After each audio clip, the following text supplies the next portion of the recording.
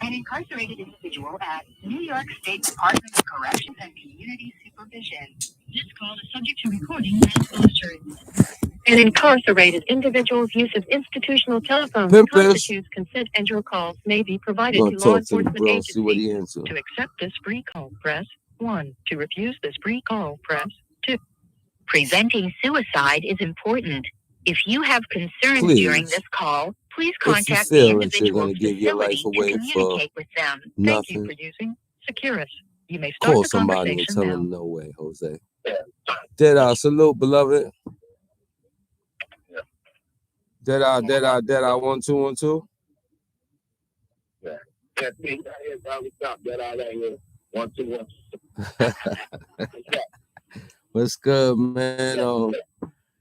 You on live. Let's just get that known from the get-go. You know, the people who ain't hear from you in a while, we ain't gonna hesitate on nothing. I told them, Deadeye, the legend from non-Trey history to survival to freedom. Talk to the people and let them know you still alive, because I be telling them you're alive. People act like, yo, you ain't talking to Deadeye. So you here. Talk to them for me, beloved. All right. This is who you know. Deadeye. I'm the OG Deadeye, former Leonard OG Deadeye McKenzie. I could change my name in 2007 when I was a 5-point production series and HU, July 27, 2007. You can see that at Brooklyn Kings County Court, focus right there. I changed my name to Musin for V is for Ra, because I am a Muslim. I've always been Muslim. And anybody that know me know I've always been Muslim. That's so I took, the living change my name to conform with, the religious perspective. I mean, so that's who you're talking to right here. That's me. Okay. Okay, I'm about to pardon me for 1 minute for cutting your wisdom off, beloved. I'm about to walk away. I gotta blow my nose. Take them through your history and you speak candidly. All right, beloved. Be right back. Yeah. All right. Let's go through history. Search myself, and I built the foundation for it. So as a youth, and we talking like 1982. As a youth, I was attracted to the revolutionary struggle of the gang, which was bloods. And I became a mad smart, family smart gang member of the West Coast Charter. And my family was living over there. They had all the or down that area, And I always had the revolutionary mind state, but I didn't like a lot of things that were going on that had black people downtrodden. I mean, always in the slums and always seeing people abusing black people. That always been instilled in me. I guess that also comes from my Cuban background, because I am of Cuban and Afro-American descent. I mean, my grandmother, great grandfather were Cuban. I mean, Miss Nellie Delp, Southside Jamaica. I mean, initially, she moved to Southside Jamaica, who has long since passed away, like 7 years ago. And so I always had this revolutionary stance, and I always in the type that want to help other people. My sister once told me that back in 1994 when I was on Rikers Island. She said, "Why do you always get yourself involved in stuff? You always know when you're trying to help other people. Ain't nobody bothering you." I said, "Well, I happen to be black, and I happen to see a lot of black guys being abused around here. So that's why I'm helping out. And I'm talking about abuse by everybody, either the correction officers or gangs. You know what I mean? Or gangs. So, and that was how it always been for me, on the revolutionary stand. Yes, sir. All right. So, yeah, all right. So, that's exactly how it always been with me. So, I know it's the same thing. I'm not right now. I was taking good. You want to say a lot of things that you it was a real drastic thing. I'm not going to catch my own.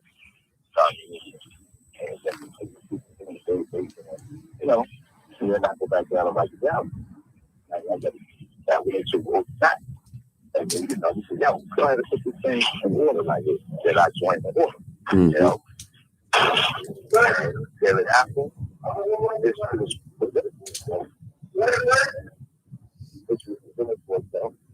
Deadeye, let me ask you something. Can I ask you something, beloved? All right, 1995, 1994. Where was you when the East Coast finally had a name upstate, GMB, and Rikers Island non-Trey gangster? Where was you? In 1994.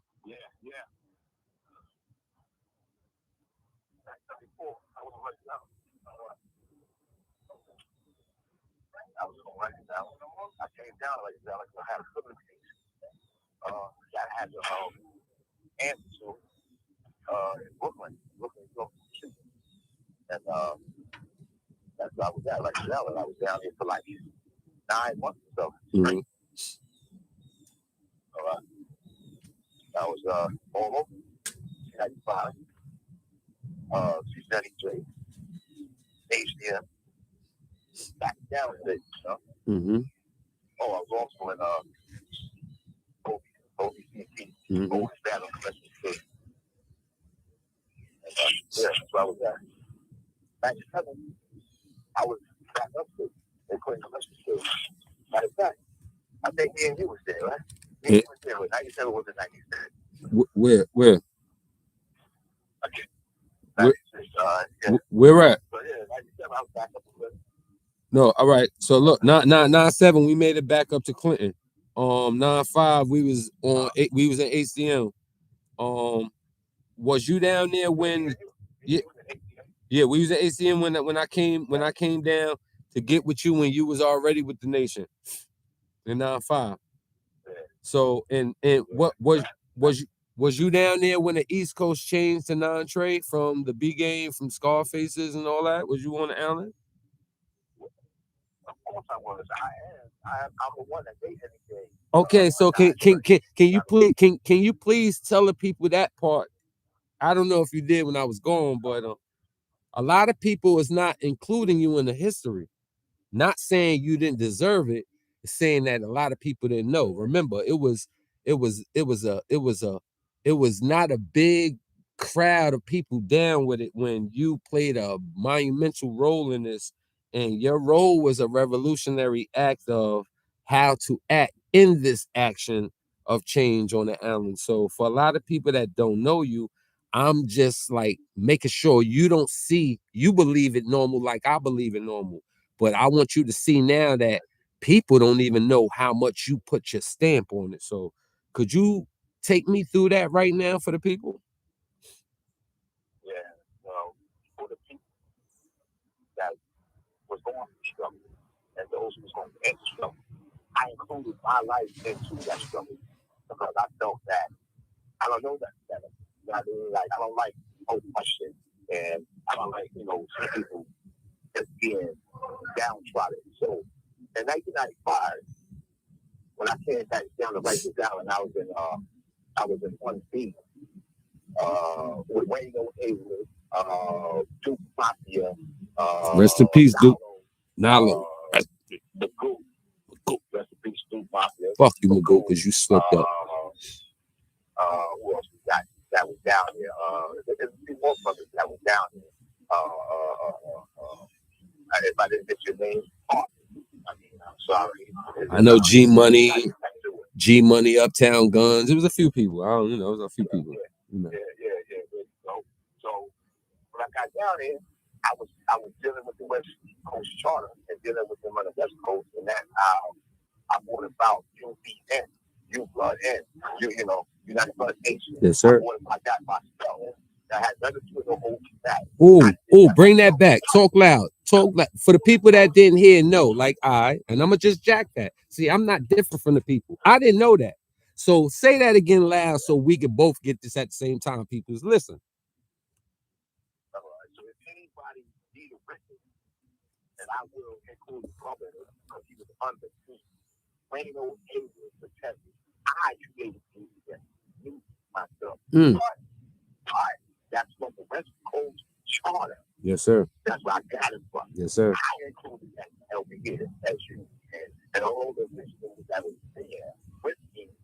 non-trained, the original and physician, but I'm the one that implemented that and got all the charter and passed it down, and he kept it going like that. Right? And really after our father of that time, OG Hockey, he always decided that he was something to add on. You know what I mean? Yes, sir. And then that he created more of the concept with the need that he created this. But I will never not include him into what this thing is about. We are the faces of this thing right here. I mean, I'm the army, I'm the fighter. Put everybody into the war, let's go. I mean, this is what we doing. This is the fight. I mean, he was the mastermind of making things. Like, all right, you got this good, you got that good, you got that good. Now, I didn't really agree with that because we always came under one banner. Right. One organization of how we was created. I mean, we wasn't created as non-straight. No, I changed the name non-straight because that's where we come from, 93. I mean, we were just known as the blood gang in 1973. That's what we was known as, the blood gang. We patrolled before with shirts, like all the Asian shirts, all that out, so all the black brothers. It's on point. I mean, and we go in there with our shirts, and we said it, the blood gang. We was known as the blood gang. Yes, sir. Other people started whatever they wanted to start over what OG Mac was saying and going against them. But I didn't believe that because I know it's true that people started doing certain things because they knew about OG Mac. And that popped up like in 1995. I mean, these things was popping up. Okay, what you talking about? Like, yo, they saying stuff and stuff about him on case. He did some in court. He did some dudes. But you got other dudes like what they did is he popped up like, yo, that's my little man. I'm the what he said. He said, that's my little man, and I'm the president. All the stuff he was saying. I'm like, what's going on here? Like, let's put it going on. So I would tell you to make my boys go against this people. And the original G-Shine, GKB boy, my boy KB, Asian KB, peace to him. K-Born, my boy. Yeah, he's down in St. Queens, you know.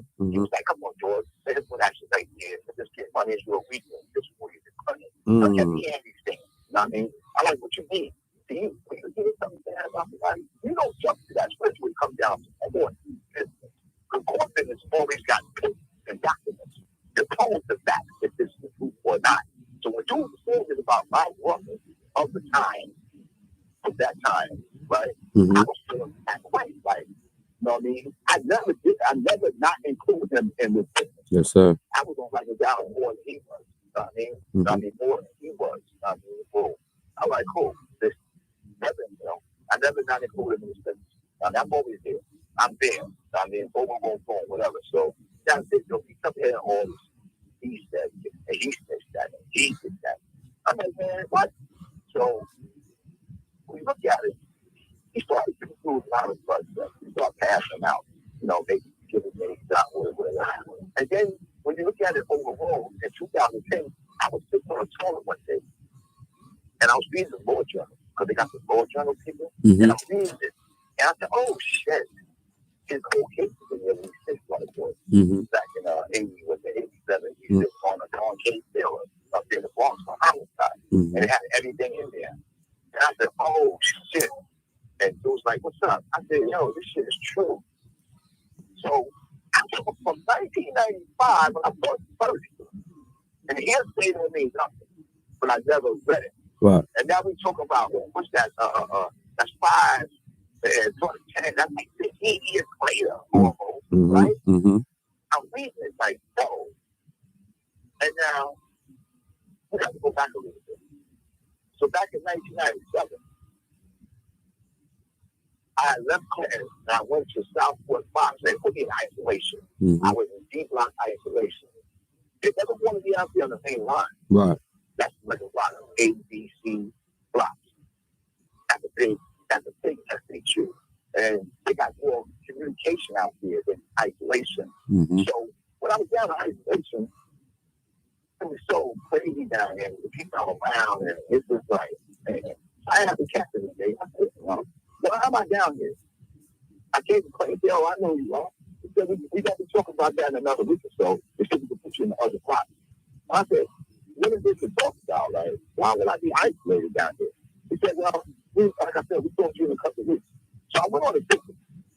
I think about a week later, my son's mother and my friend came up, you know, and I'm down there. And they got me that level 1 miserable cage, actually. Right. And Dizzy and them was in the cage next to me. And Nelson, good brother. Yes, sir. Salute Dizzy. Sure. It was like, salute Dizzy. It was not about it. Salute Dizzy, man. You know, and he was like, hey, he said, yo, what's up? He said, hey, nigga, what's up? And I'm trying to look, and I'm so into my business that I didn't even know that cage was there. This is the first time I wanted to sit down there. So I was out. So you go in, the kids right there. They got us right there. Then they got the other ones for the rest of the block. So I'm in there at 11 cage.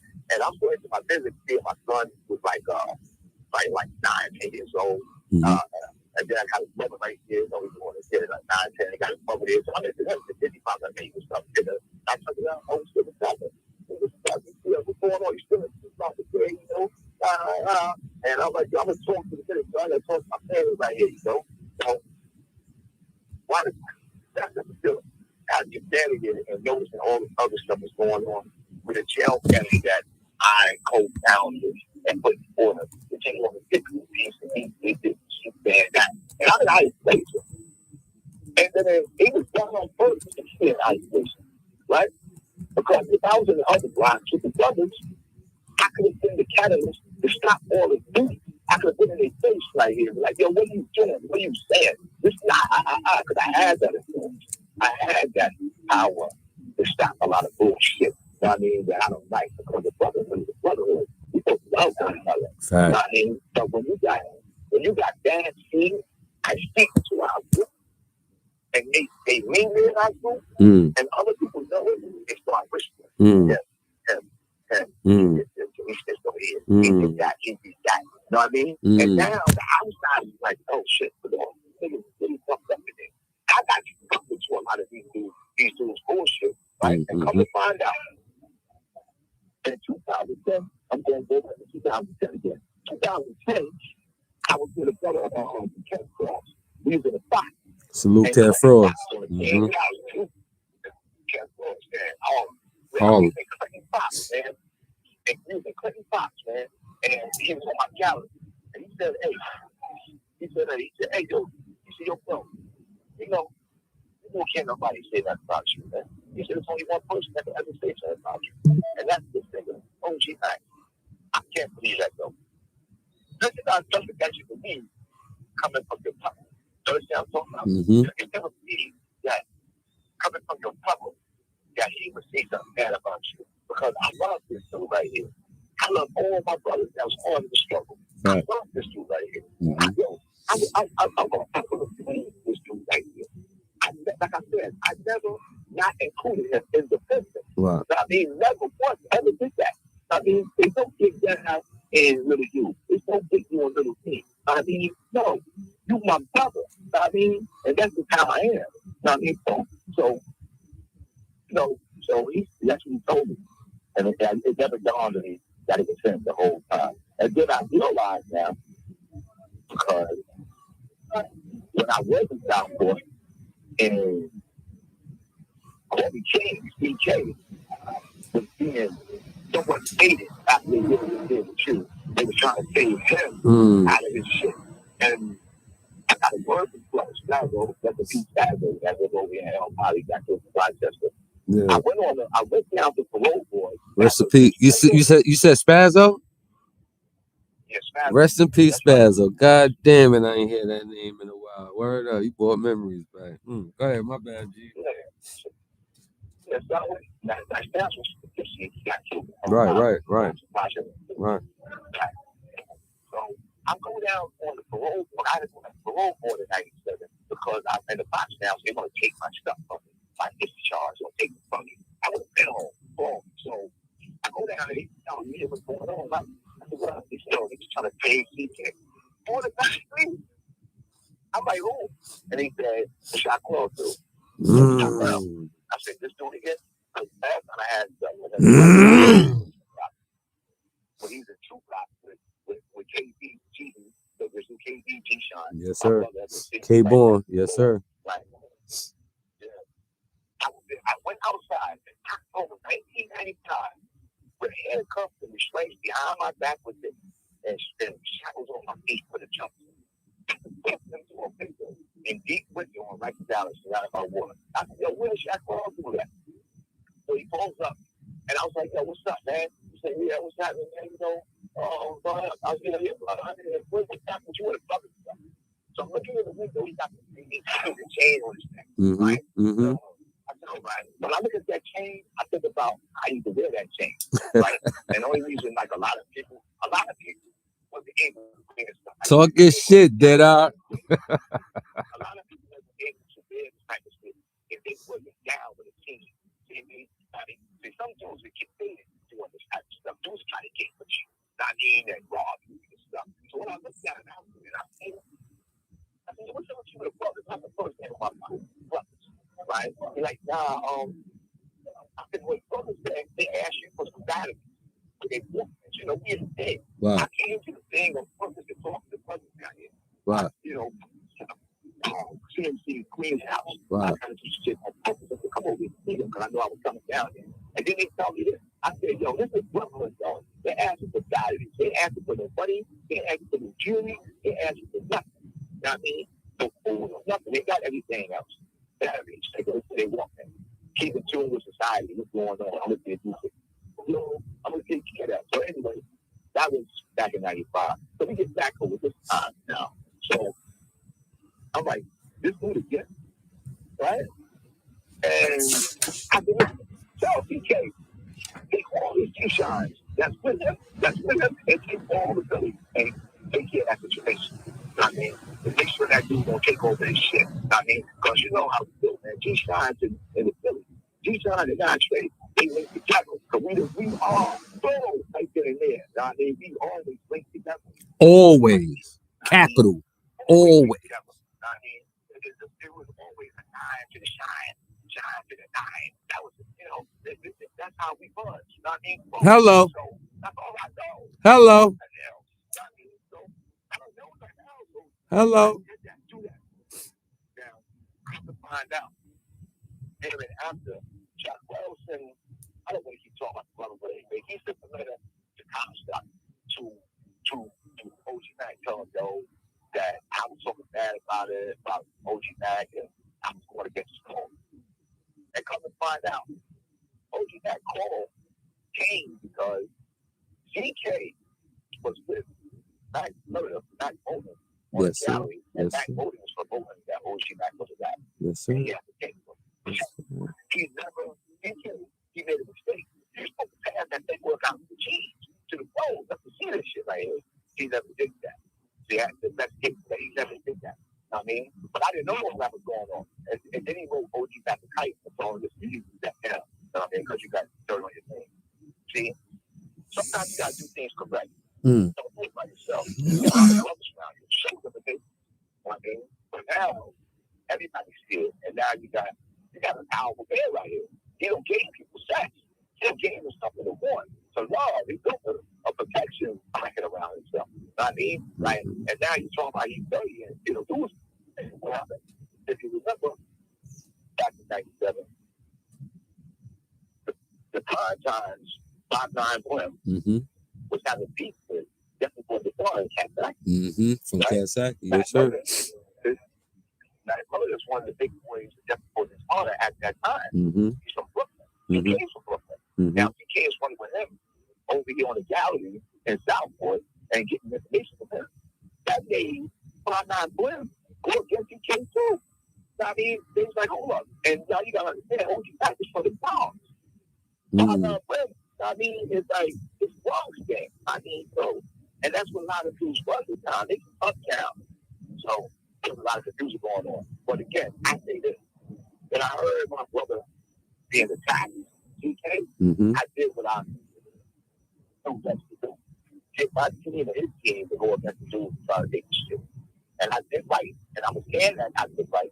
But I didn't know that he did what he did with OG Mac. I had no knowledge of that. I was defending that thing. You know what I mean? Every time somebody said he did that, I was defending him. I'm like, what? What the people, what you niggas talking about? KC. Who? KC was telling me. He grabbed me one day. Who? G-Shine. Oh, right. He said, don't worry about that. I mean, I said, yo, he don't worry about that. I'm talking about OG Mac in the side. And that's what they talking about. It was one of the TNT dudes saying that might worry. I just kept on that. It is what it is. That's it. But yeah, that's how all this stuff goes. And now all of a sudden, I'm demonized. OG Deadeye, the read the walls, OG Deadeye, this and that. And I was like, whoa, what? So, but again, I'm in isolation. So, well, what could possibly happen? Well, chit chat. That's all people do. They chit chat, right? So, all right, cool. So now the captain will make their rounds. So the captain will make their rounds and downpour. And I said, what's up, man? I'm going to the other block. They said, no, I could never go to the other blocks. I said, what you mean by that? He said, no, because we was listening to the tape down there when he was on the business floor. Everybody knows. I said, everybody knows. But I got it. I got to the jail forever since I was a kid. So everybody knows you're a captain, right? So if they know you, so what do you mean? I mean, so because of that, we can't let y'all get that block.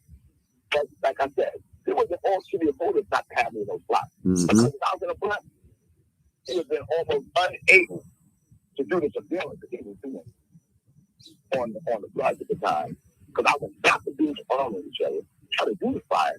And if they did get any information, they would have been minute information. It would have been so small, it wouldn't have been as large as it was. Because they started doing everything. The dudes started putting hits on this dude, that dude. You know, the dudes going, hell, I didn't even tell him. Yo, listen, he got this. But I went home. I went home in Southport. Well, yeah. March 1999. Okay. When I went home, I went to the draft room. I didn't have to touch that. And they put me inside the room to get dressed. In that room, they had a table of least about 2 feet long. About 2 feet long, right?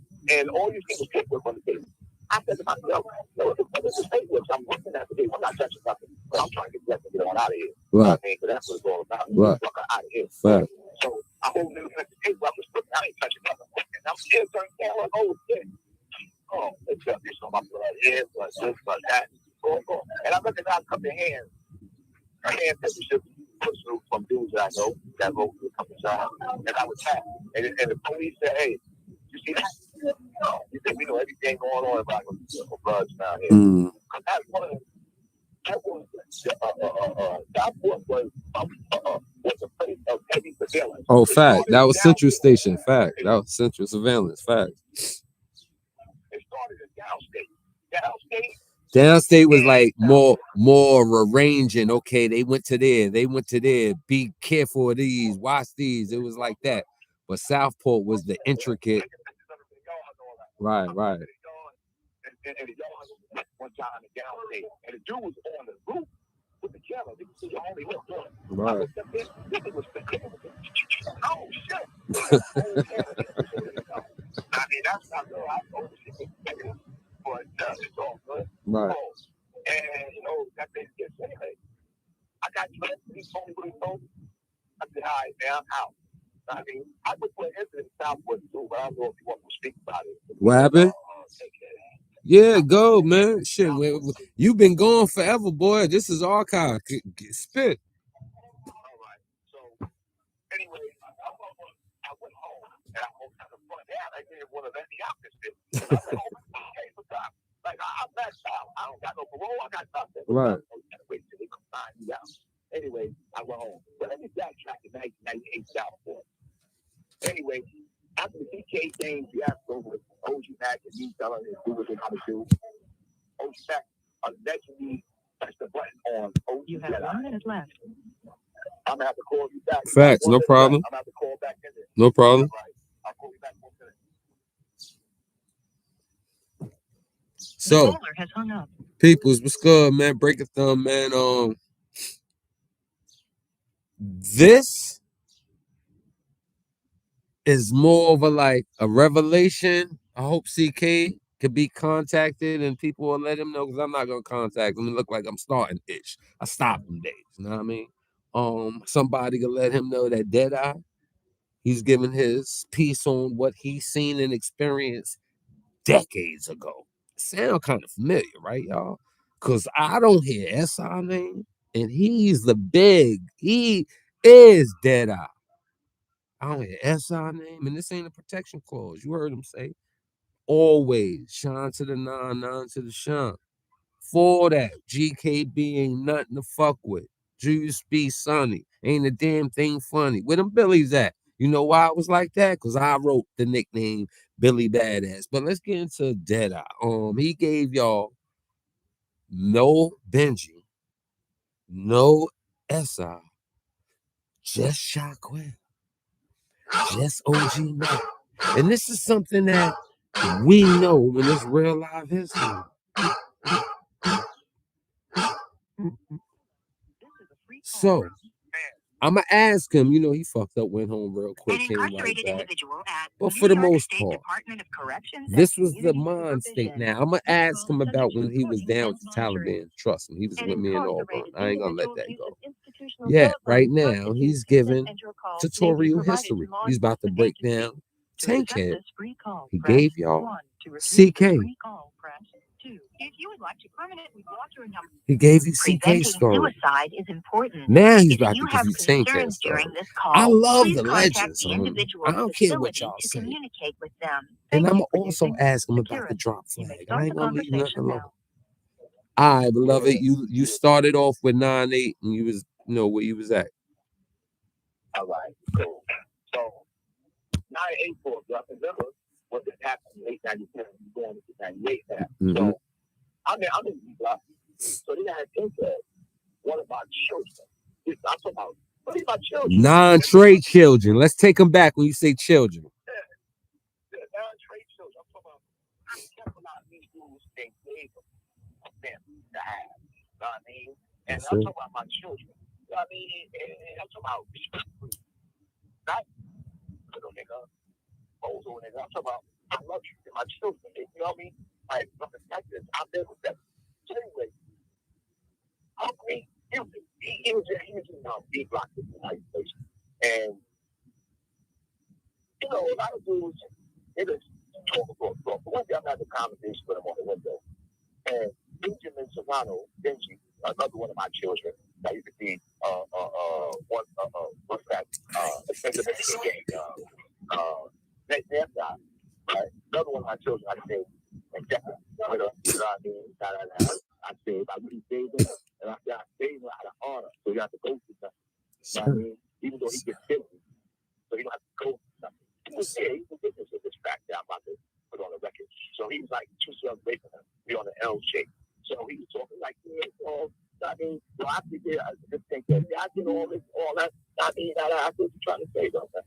So, all these niggas got anything. Niggas like, you got Rob Lowe, you got Carl Valentine, and you got the, my boy fucking, Shotgun. So all the things that you ain't never been for this shit right here. Hold up, y'all.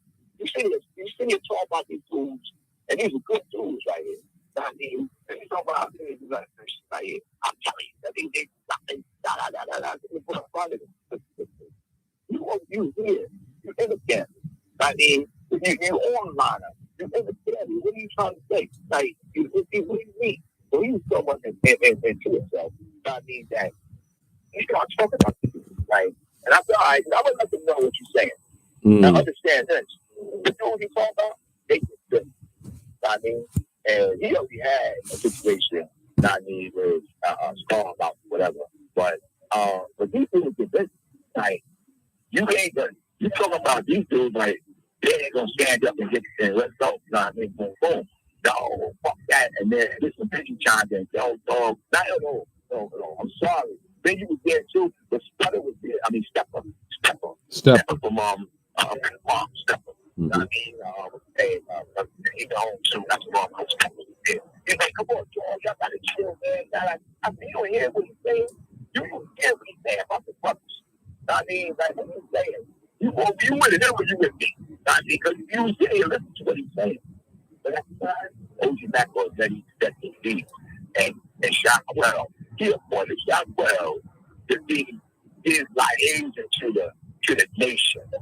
And I'm like excommunicated all of a sudden. You know what I mean? And Shockwell was telling all my little sons that he giving them hood. He giving Benji a hood. He giving Jake Dad a hood. But after Benji smashed out, because him and CK was on that Disney and got busy on the stage down there. You know what I mean? And Benji took around and cut CK. He got his hood. You know what I mean? Hold on, whoa. Excuse me. You said after Benji snaked CK and shot him, Shockwell gave Benji a hood? That's a fact. He got a hood after that. You know what I mean? And they gave him a hood right after that. You know what I mean? What type of shit is that? Like, what's the name of the hood? OTB. Oh, 5 points. 5 points, correct. 5 points.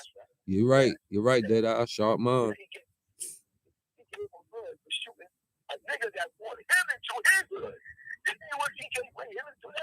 Yes, sir. Yes, sir. You right on that. I'm gonna interrupt, and I don't have no reason to. You on the road. Keep going, bro. Yeah, so I'm saying to myself, how you going to who put you into their life and that you live with them in harmony and peace, and now you want to go against them because you want to beat somebody? That's the problem with a lot of people. When it was nobody, I'm like, you in the street, you rob, you shooting, whatever you do. You know, but in jail, it's always the same like that. A tough nigga in the street ain't really tough in jail. Huh? A tough nigga in the street is tough in jail.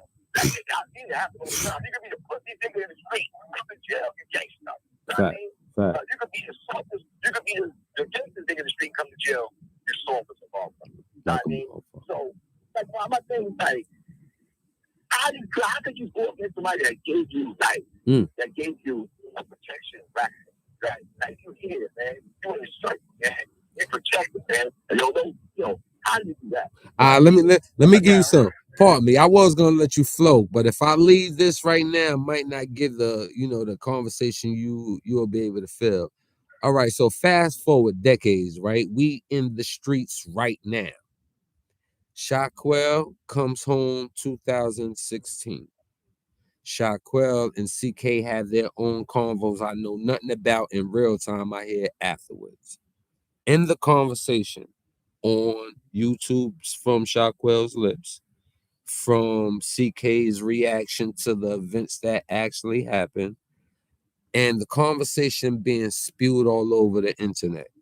This is the exact convo that happened. So I'm not leaving you out, and I'm not adding no opinions or feelings towards anybody in this conversation. Shockwell and CK conversation comes from Shockwell telling CK that SI got a conversation from Benji about Benji talking about him hearing him talk about, which is CK talking about OG Mac is a rat and this and the third. He don't like it, and what's to be done. The reply from Benji to SI, which is that convo on what Benji said, is SI replying, whoa, you Benji, you ain't got to holler at me, you ain't got to holler at nobody. That's the G. SI saying about OG Mac, if you feel boom, boom, boom, do whatever. Per the convo in that moment decision on what was said and done was all about SI and Benji and Shockwell removing himself. Now, me knowing how deadly things are, I got in between it because I went through a lot of battles with individuals off for some convos, a lot of rumors, and a false history report that I had to battle backwards. And that was with Shockwell. Shockwell says he never played a part in that. And just off of you getting on here and showing me already, because everybody knows I interrupt. Whoa. It ain't like that, bro. You, where you at? You, who you are. So there's no reason to interrupt you. And you spoke in real time exactly what I live around you, away from you, and during that thing. Everything you just said, I want you to know was not said between Shaquille and CK due to them becoming a super pair out here. Just like when you just mentioned that part right after giving the hood, that part I didn't know because I do know what part he played in having the hood. And I'm forgetting this is the time before he gives the hood up in 2000 on the ball. Yet in this time, I don't know what he's doing. So only thing we know is if it's a direct situation. So these parts of the conversation was never brought up. So I want you to know this is a reverse on this was not said between CK and Shaquille. It's so nasty and dirty behind that. This is a revelation. And I'm telling the people, if they in here and they do get contact to CK, make sure he sees this. Because, you know, me and him, bro, we speak and everything. We ain't got no friction. My friction really came off of Shaquille because he wanted to do identity theft since he been out here. He wanted to remix things to the point, not just put an A on a B minor. He'll put himself in a jail that never was there to make himself look good. He'll put himself in history that didn't do. He'll say that person wasn't this when it was this. That part you saying being a spy and going back to Mac and him talking about you, that would never be told in history. And I just heard that from your lips. I'm hearing. I'm listening. I'm deep in this conversation.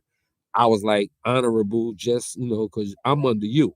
So I'm like, you know, I'm going to let you know what the fuck you probably never heard, whether it means something or not.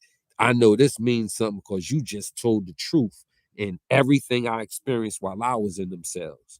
And I heard everything clear.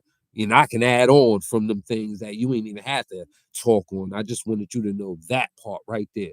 So go back into the part. You at the part now, still Shockwell gave the hood out to all of them and go. Yeah, so you know, Ocean Mac told him, he said, I'm about to go home. I'm passing the ball to you. Control everything. At the same time, I'm about to go home with him. We go home at the same time. Yes, sir. We go home today. Yes, sir. You know what I sir. mean? So we both going home. And he about to pass the ball to this guy. Why? Because this guy is reporting back to him. Mm-hmm. It's because he wants position. You know what I mean? Now, when he pushed the button on CK, he got shot. My ground. Mine. The mine. You use mine to hurt one of mine. Goddamn chest, boy. I talked to CK about this like 2 years ago. There's no lie about it. I'm up here in this place. I told him on the phone like 2 years ago. You told him this 2 years ago? At least 2 years ago. Oh my God. Right here. I told him, I think on the phone, how was you out there with this dude? And the reason why I'm saying that, I got all this trauma on you. And you out there with this dude who used my drop to cut you. You know what I mean? And y'all let all of us in here and me with all this trauma. And y'all out the street like your brothers and brothers. Yo, hold up for a minute. Yo, could y'all hit the like? Could y'all just smear the like? Just everybody in the building, just hit the thumb and just keep listening. Go ahead, Deadeye, pardon me. So I'm saying, hey, Sonny. Sonny Blanco. I did this to you and got all of us jammed up. And you in the street like yo, lucky. This makes no sense to me. And he told me, yo, bro, I got a witness about this. And he said it was bigger than him. Bigger than him. I said, what you mean bigger than him? I said, what do you mean? I said, all right. So you know what I said to myself? I said, bless the brother right there, you know? Because I see what he's doing. He don't want to come back to jail. He don't want to be nowhere in this stuff. He just want to get money. You talking about CK? I'm talking about CK right now. Okay. I mean, I said bless the brother, man. I said to myself, bless the brother, man. I mean, he just want to stay free, stay with his kids, get money, and do the things that he's doing out there, right? And I left him like that, you know? And then I see a video that he made, right? And it's got his car in Flatbush, talking about the first 5 OGs and all the other crazy stuff. What's wrong with this dude right here?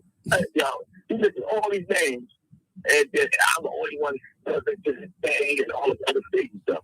My brother, man, I need people to stay still. When are we going to be still? I mean, like, when we going to be still? When we going to say the truth? No, got something to say. When people don't really have anything valid, you know what I mean, it's real. It's real, man. Like who are we? You know, like right now, we got dudes that say, yeah, some dudes smoking that K2 and all the drugs doing this, doing that, man. You know, they need to stop doing that. They ain't no good for them. And then they go around and start selling it to them.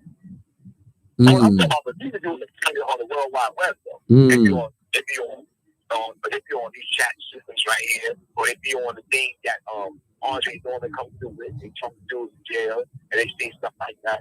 Now, how can you say this and you're doing contrary? You know what I mean? So, you know, I'm looking there, man. The TK brother, like I said, because, you know, I got to think the positive thought about why people doing the things they're doing. Be in the street. I don't think he's been back to jail in years. You know what I mean? And yeah, he got to cut on his face. And he was this dude that got him cut. You know he got him cut. You know what I mean? He's right there in the same jail with him.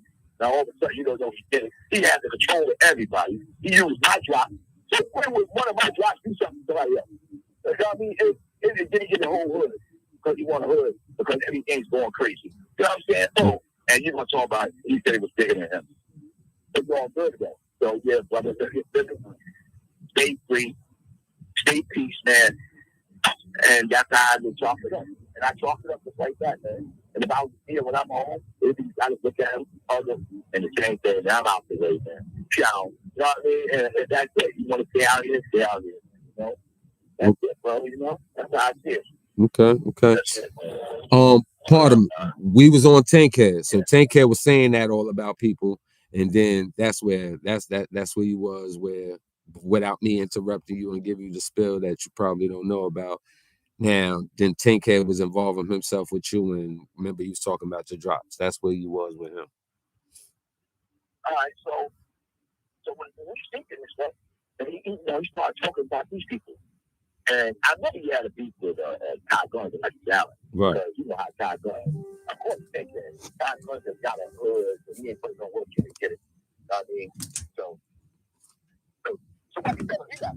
OG Mac gave the hood. I ain't talking about the dude. OG Mac gave him that. He gave him that. You know what I mean? If you tell OG Mac that, somebody from your town in the Bronx, well, you just tell him he that. You know what I mean? Well, and I think that we had a situation about that. Back in the day, when I was on Rikers Island, what if he talked about it? So he thinks that he deserves something. You know what I mean? He deserves to have his own stuff. Now, my thing is this, man. How you come from the mother and think that you need a hood? That's your hood. It's the mother. That's the mother right here. And you crazy? Non-Trey ran himself. Non-Trey ran himself, bro. This is the mother. That's the mother. Everybody on the lineup. That's the mother. How do you do something outside of the mother? You know what I mean? But that would go to people's head. You know? It goes to your head. You know what I mean? So anyway, at that time, the button was already pushed on OG Deadeye by OG Mac. And of course, his man Quell got something to do with it. You know what I mean? Because he stuck it up to that nigga trying to get his own shit. So, I go to court. Well, I gotta go back to court, but they had my sister fucked up. They had me to 4 after 9 in the block when it was only a 2 to 4, right? And I said, how you go from 2 to 4? 2 to 4 is 4 after 9 when it doesn't add up to 9 years. You make them sick. So anyway, I'm going at the court, and Tankhead got kicked out of Crawford. They said him to surrender. Well, I'm like, whoa, this is 1998. So anyway, we called him to the draft. They called him out. He had a forfeit.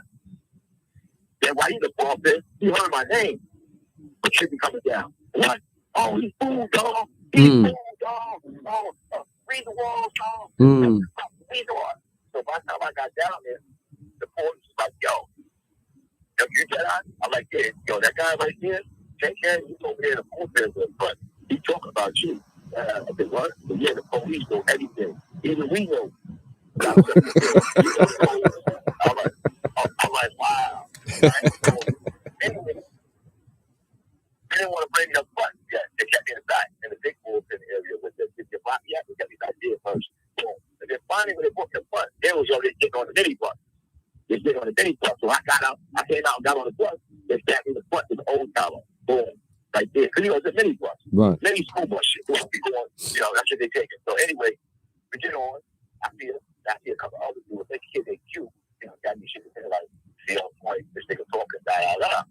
I told him, I'm saying, there you go, kid. I'm going to all fire. I didn't have a problem being around fire. So I'm putting my phone. I sit down, look at the nigga. Now, the police come and get him on the bus. So they started up. Boom. He jumped up. Get him, dog. Get him, dog. Blood banger. He fool. Get him, dog. I'm like, what the fuck is this nigga doing? Like, so I spit out the chair. Because I'm come to a dude, a whole time. So I spit down to the aisle. And I shit out the back there, you know. So I pushed that out. Oh, and by that time, the whole administration started running up in the bus. They were on point about the shit, right? Oh, so anyway, we never had a chance to do nothing to each other whatsoever. Just to make a bunch of noise. But that's what he wanted to do. So they took me out, threw me in the bullpen, and gave me a thumb tap in my face. Wow! I forgot that steel name, bitch ass. He punched me, name was, yeah, some type of German name, man. I just see that they were on TV not too long ago, too. When I was in Elvira talking about the COVID-19. Anyway, should have make up some shit like that. Anyway, he gave me a love tap in the face. Got me down inside that bullpen. I'm coming up, though. And then, you know, they go take that. They bring him up in the air like this, man.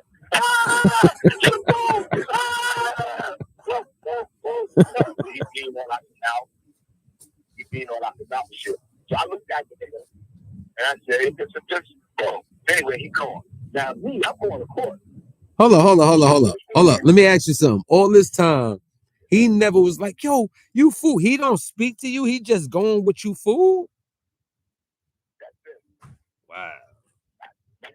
What you remember is a train last though. He's talking to you about shotguns, fucking Scar Valentine, and fucking Rob Lowe. And I said, what you doing? Whoa. And right after that, they called us for the transfers. Wow. Like a couple of days later. Wow. So this is already in the air. Got you. Oh, this is already in the air. This is the reason why he was beating me on the gate. I mean, through the window, talking about people to see what I was going to do. You know what I mean? See how I was going to react. Right. You know what I mean? You're looking for reaction. I mean, maybe if I would have been like, yeah, bro, you didn't fuck with me. Hey, you know I love you, man. You supposed to have this, have that.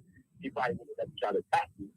For the other niggas. You know what I mean? But that's my child. Right. Like, the child, I don't understand that. Like, really? Right. You know what I mean? The Navy, just Navy. He's really like just Navy. So, yeah, man. So that's what happened. So anyway, they put me back on the bus. We go to Elvira. We picked up, what's the standard dude? Used to be 1A Trey.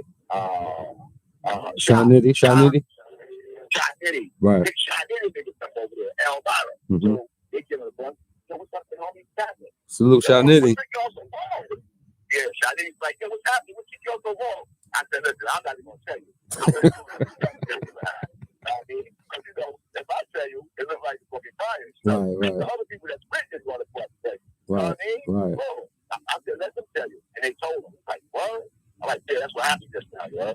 And that was that. Anyway, I go to court, come back. I get back to deep lock isolation.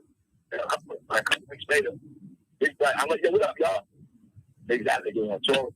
I'm like, yo, what's up, man? What's up? What's going on, dog? They were asking what you on the front. I said, what?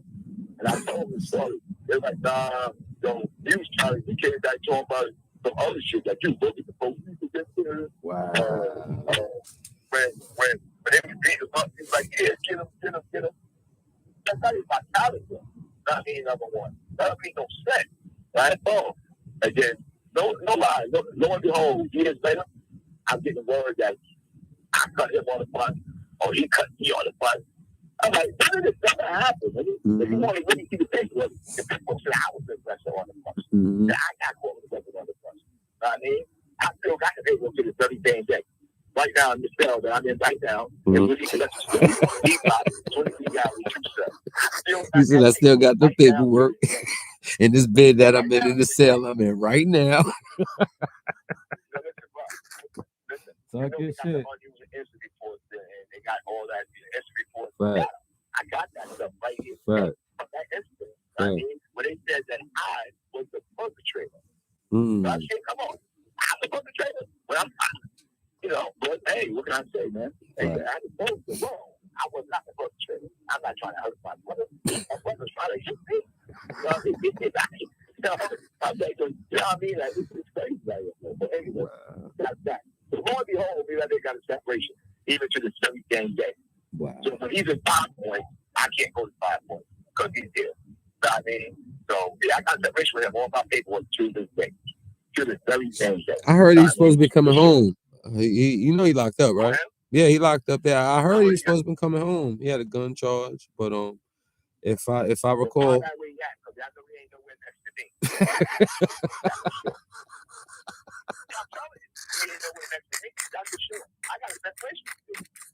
He said he ain't nowhere next to me.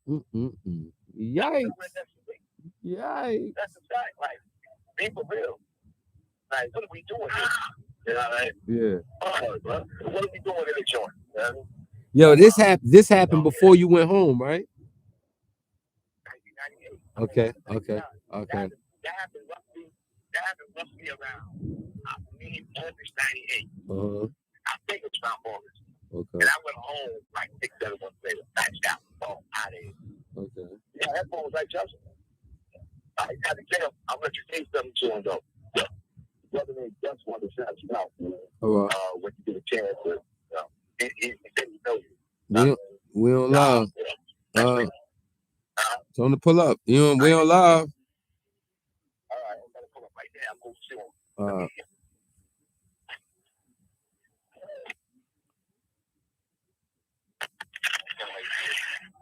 Yeah. Hello? Yeah. Yeah. Yeah, I hear you. I hear you. I hear you. Yo. Yo.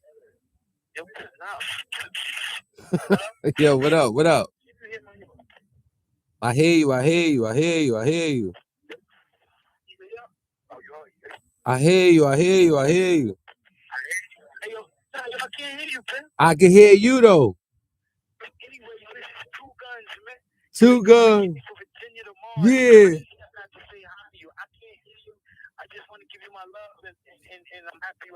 Oh man, peace, man. 2 Gun Just, man.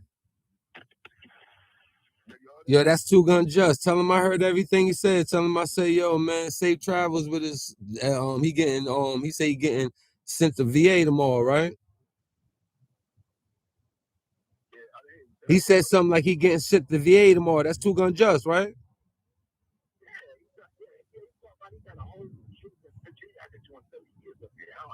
I do because I think. But look, he was acting up back then 9-8. We in the same time before you went home. He was acting up back then about getting exonerated and getting caught up with shit like that. So they probably was like, you know what? We gonna make that nigga do the time and come back and get him. I could see that. Because he was fucking up. You remember it was popping back then. So he didn't want to be in VA. He wanted to be up here in New York. You know, East Coast was on tilt 9-8. You know what I'm saying? So he was cool. He was, matter of fact, ask that nigga. That nigga was right there in 9-8. Right there in Wendy's, 9-8. Ain't that a motherfucker? You know what I'm saying? So, damn, that's crazy, man. Tell him I said hold his head, though. Tell him I heard him, though. I heard everything he said, man. Yeah, I know.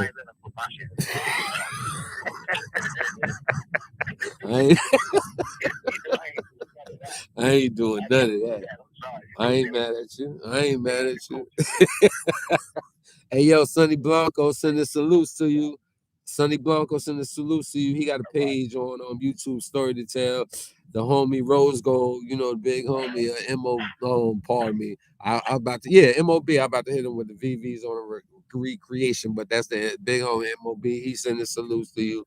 You know, individuals don't be knowing the truth a lot of things, you know what I'm saying? So, you know, sometimes you just got to get the picture spoke on people, you know what I'm saying? Nat Turner says his love as well. You heard? Facts. Yo, let me ask you something, because I was with you then. What was that Taliban shit about? Because you caught the new case? When you... All right, Auburn, 2000. The fucking plane crash. Do you remember You on your shit where people was calling you all type. You was whoa. Let me get a list because I don't want niggas on some bias shit. Niggas be trying to play games where hey, you my bro. I just know at one point you played the script. Man, you ain't never had no problem. Man, you just had a whole lot of conversation. But you was Taliban at one point. You was Crip, big Crip at one point. You was hold up. Let me give you some more because they was like, yo, this nigga, you was the Emon and the big homeboy and something else. And I was like, he gotta shift the time on maybe the case or what have you. But I never knew. And then I was like, yo, maybe time caught up on him. He probably got crazy. You know what I'm saying? So it's a lot of rumors that was on you. Do you care to like explain any of that, or is it due to your bid still going? Something that you don't want to talk about. You can call back. Yeah, you call back. Facts, bro. I just want to give you time to be able to speak. Yeah, people's hit the like. Now we see the conversation is going fluently, right? But the likes ain't matching the people's. I don't got that many foes up in here just watching, hearing Deadeye. You know what I'm saying? Y'all hear this shit, Rose Gold? So for the people that didn't hear the recap, right? Shockwell. He ain't mentioned SI, and please don't play the he's holding the Billy squad. You just heard him talk about him and Tankhead, and that's one of his children. Don't say he's holding Benji. He just said you gave him a hood right after CK got shot. And keeping it official, homie, 5 Point did come right after CK got shot. This was a part of the second generation wave. See, I could get in history in that way always correctly. I don't need approval, but I will throw people around. You see how he pick up Shy Nitty when niggas trying to diss him, but you hear him with the players. Deadeye here, a tankhead here. Fuck took y'all niggas so long. Yo, let them niggas tell you honorable shit that we can fluently talk about. A lot of people was out. They out the loop because they wasn't out there. Yet when y'all see me battle with Quell, I battle because I had to battle. I didn't want to battle. He had 2 years on Instagram getting my name dirty. He had 050. He had Mikey B. He had Shy, Smitty Brim, Smitty Stone, Smitty a lot going on. 9 to 5 is better than 25 to life. Yeah, he had those people. There's a lot of people that didn't like me in all this time. Yo, P, you just talking. Shockwell looked like the big homie. Y'all was loving all this bullshit. And guess what? I ain't really trying like say I'm a failure. But I told y'all these things, right? Let's keep it official. I told you some of these things. And I still don't need no flowers because I got them. I'm cool with my pivot. I'm an Aries. I can do this solo bolo shit. I think I was around there when it was made. That was definitely to accept this free call, press 1. To refuse this free call, press 2. If you would preventing suicide is important. I love election. You know why? People had to go through, but like I started this off. Can we get my likes up? Thank you for using just hit like. Everybody in the building, just break a thumb. We ain't got no slaves. You hear general. Now that I got the microphone again. Go ahead, brother. Talk to the people and let me know, and the peoples know, why you was down with the Taliban, why you was a big Crip, and if you made it to the emo status, let us know. I just want to know what happened to my boy. You know what I'm saying? Talk to the people.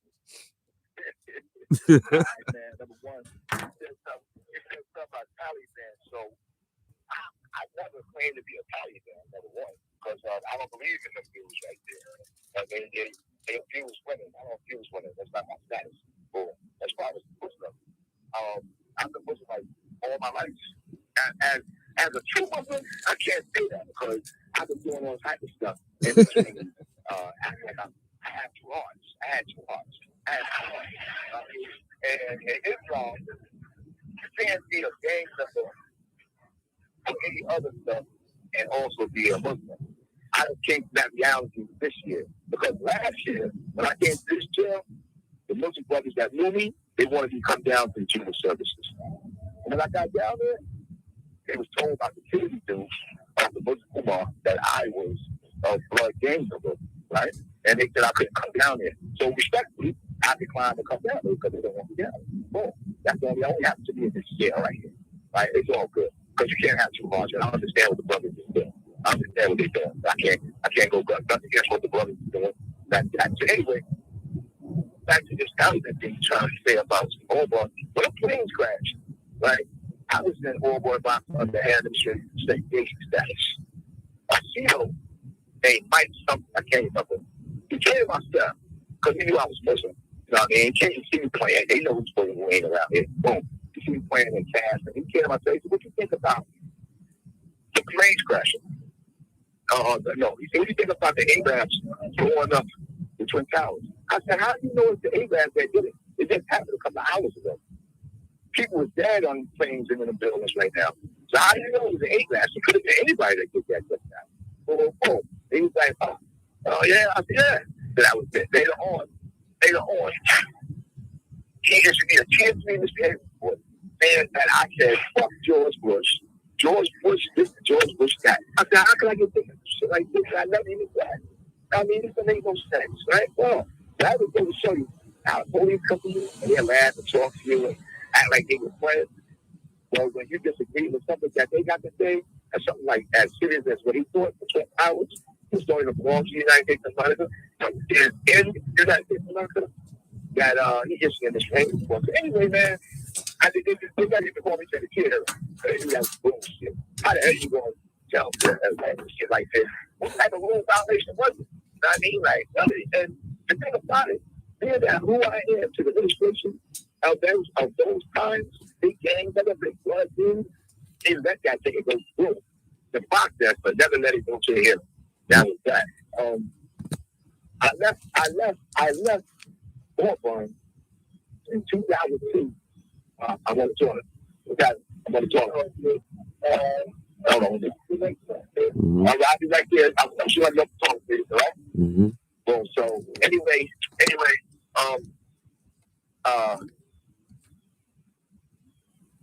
I go to upstate. Yo, hold up. Let me interrupt you because I'm not gonna let that slide by.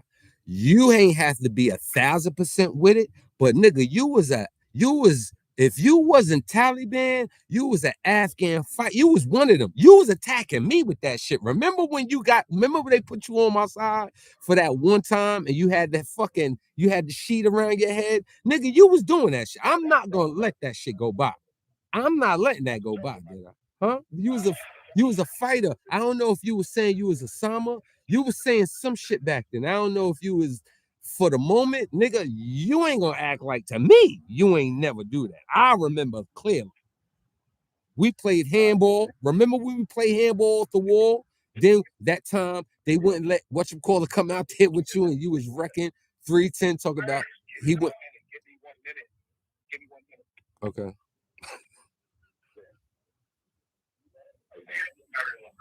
Which one?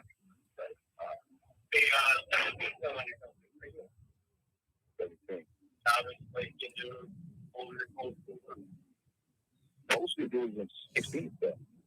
He's still there. His name is Deadeye.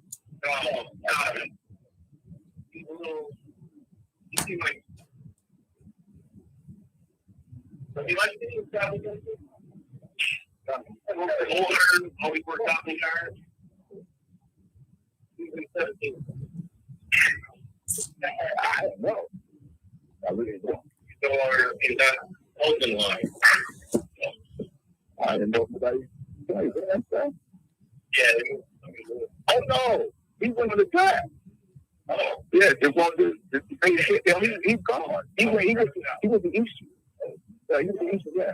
Oh yeah. He was the East Christmas. Yeah, that's. There you go.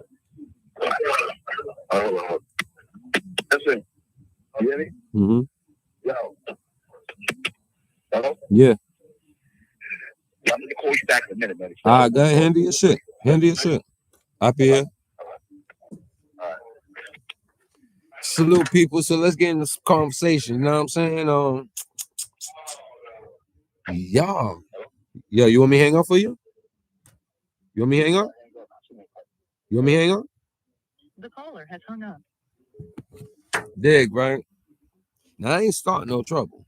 I ain't get on here. We ain't talk. Only thing I did is tell Deadeye yesterday, yo, what's up, man? We've been talking for a few days. Talk to the people, man. I'm going to go straight home tomorrow, get on live, and let you talk. Now, you see the headline? I wrote it, sat down. I even did a plug for IG. I was like, fuck all that. I ain't even going to drop that shit. You know what I'm saying? I'm going to drop it now just to let y'all know I did it. But I was like, fuck it, I'm not going to drop that shit. When Deadeye call, I'm going to just press live. And as y'all see, this is how we started. Because this is a good one. Y'all can tell everybody and anybody. For you, designed the bifocals. Facts. He sworn. What sworn Hood and why he left the set. I asked him that when he get back on. Got you. I was going to bring that up. I don't know how much he told y'all when I said tell him about himself to y'all. That's the first time I walked away, right? It makes sense now that he say that he was the one that did the non-Trey thing. It makes sense on how that came about. I now know him and Wayno definitely did that 200 packet by far. I know that was him. I believe in the 250. I can ask him that because I didn't get down with them 275. Then I did planning.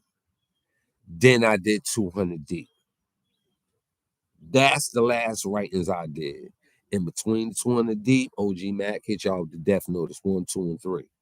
We had the Bulls, we had the Riris. If y'all was in tune, if y'all was historical members, first generation, second generation, third generation, education generation is the whole bill I'm giving y'all.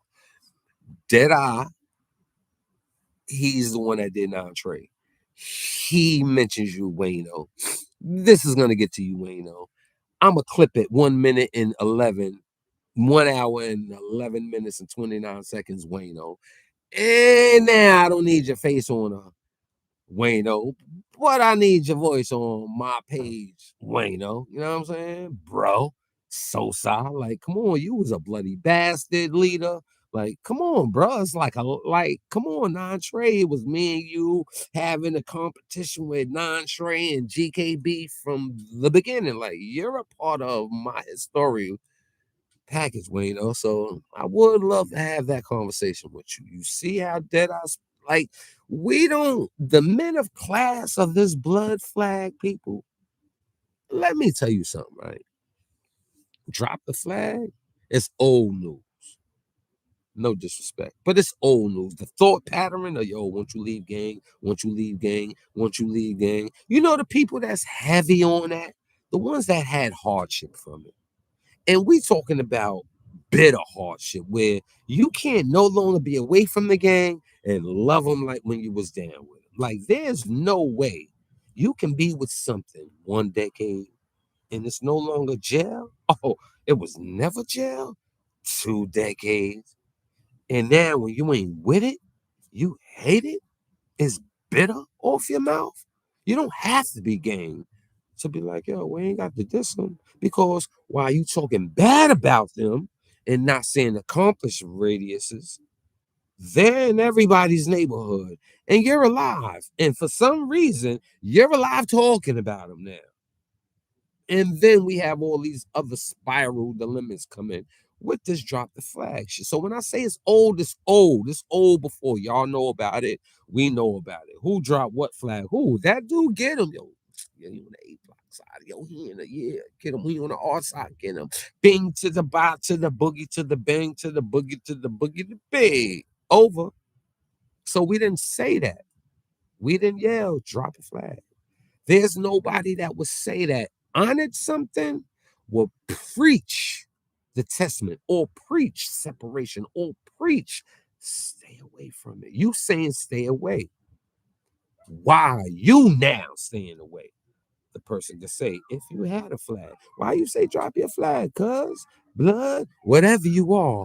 If you remember from a person in that organization questioning you, how do you respond when they're upset? How do you find excuse when they come to speak in a negative connotation?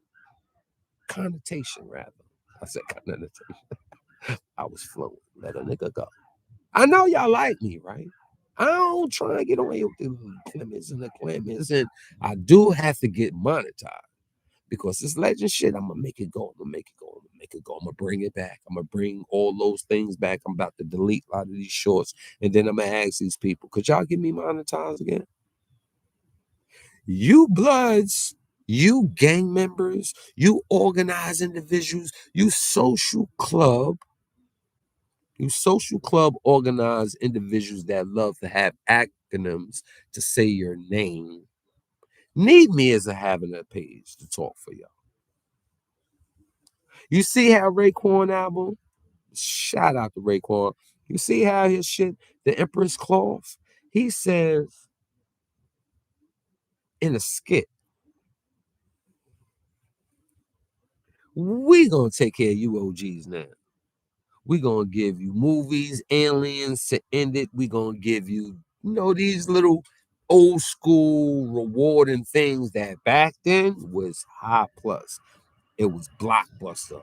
It's a classic. It was levels of let's give love back to those that gave love to. So say you're not gang no more. How do you speak to them? Hey yo, y'all losers. All y'all is nothing but the violent family, and y'all are nothing to our kids. You're not helpful to our ladies. If you date them, you're gonna rape them. You're not gonna love your women. If you're a woman, you're gonna dyke them. You're gonna only try and desecrate and emasculate you males, and you're not gonna say that to the panel. So why the fuck is you people that's no longer down with something having a voice to talk nothing but bitter? Because ain't none of y'all saying, yo, all you gangs, yo, come here, man. I need y'all. Y'all gonna do what y'all gonna do. And I'm not knocking y'all, but can y'all help me help the neighborhood stop all this fuckery, like the bullshit? How is y'all having rapos over here? How y'all got the perverts? Y'all just gonna jack this mental health wealth and say that we're gonna just say that they specimens? No, we're gonna fry you if you come in our neighborhood hurting our people. Y'all love gang members when it was that type of conversation. But you say, drop your flag, get away from that shit. To go where, right? Where y'all going? All right, they kick all y'all out your clubhouse. 300 deep. Y'all out here in the grass, listen to me talk to y'all, right? What, 80 gonna come to the front like in a church? Y'all gonna all drop your flags? Okay, let's go. Drop them. Put them up here. Oh, you don't have one, but you just, all right. No more gang signs, no more hand signals. You, all right. All right, all y'all drop it. You 80 people over there, you 220 gang members that's sitting right there looking at the 80s that left y'all, ask them, where y'all going? Because if y'all got family, go on. Y'all got jobs with family and loved ones and places to go, kudos. That's about 20 of them, right? All right. Where you 60s people gonna go? Do your boss, do your inspirational, motivational speaker have that on the front of that conversation? Because that should go with synonymous with salute, man, for taking that risk and propelling a change. And here's B route. That should go with that whole campaign. That's all I say. Because I say in all those Erica Fords and old Max. I ain't gonna put the G on it, but guns down, um, life camp. I don't want to just Erica Ford. There was so many people that did them. Kings, many people, organizations. They have gang members. They run to gang for employment. So you throw them away. You have a whole bunch of used to be gang. And the gang members be like, nigga, go ahead, man. You ain't with this no more. Yeah, all right. But you couldn't even hang on. Go on now. You got people that sway from good ideals. So you must come with better conversations. These are people that's ganged, was ganged. And no, this is not toast to gang. This is toast to people that did gang-ish. Fuck gang-ish. This is people that was what you call savage, ghetto stars when y'all was scared to be on the front line. So if that is people you want to denounce in your conversation, this ain't a page for you. If you don't mind being like, yo, who Pimp talking about? I mean, he got to be somebody Pimp talking about him. Tune in. Because you get truth from other people. You hear how he said, I ain't going to tell you, Sean Nitty, because it's going to sound kind of funny. I'm going to let them tell you. And then he laid back and they told him. That's what I do. I told y'all don't believe me. Y'all believe them. Y'all chill with them. Y'all don't fuck with them now. Y'all know better than come back to me. But just on the sidebar, why I ain't getting no shout outs like y'all fuck with people? Hey, yo, tell y'all people go subscribe to them. That's how you can say apology to me. You ain't never got to tell me nothing. You can keep your manhood intact. Yeah, look. And this is somebody y'all say crazy. He talked too fluent to sound like it's mine, ain't it? You know what I'm saying?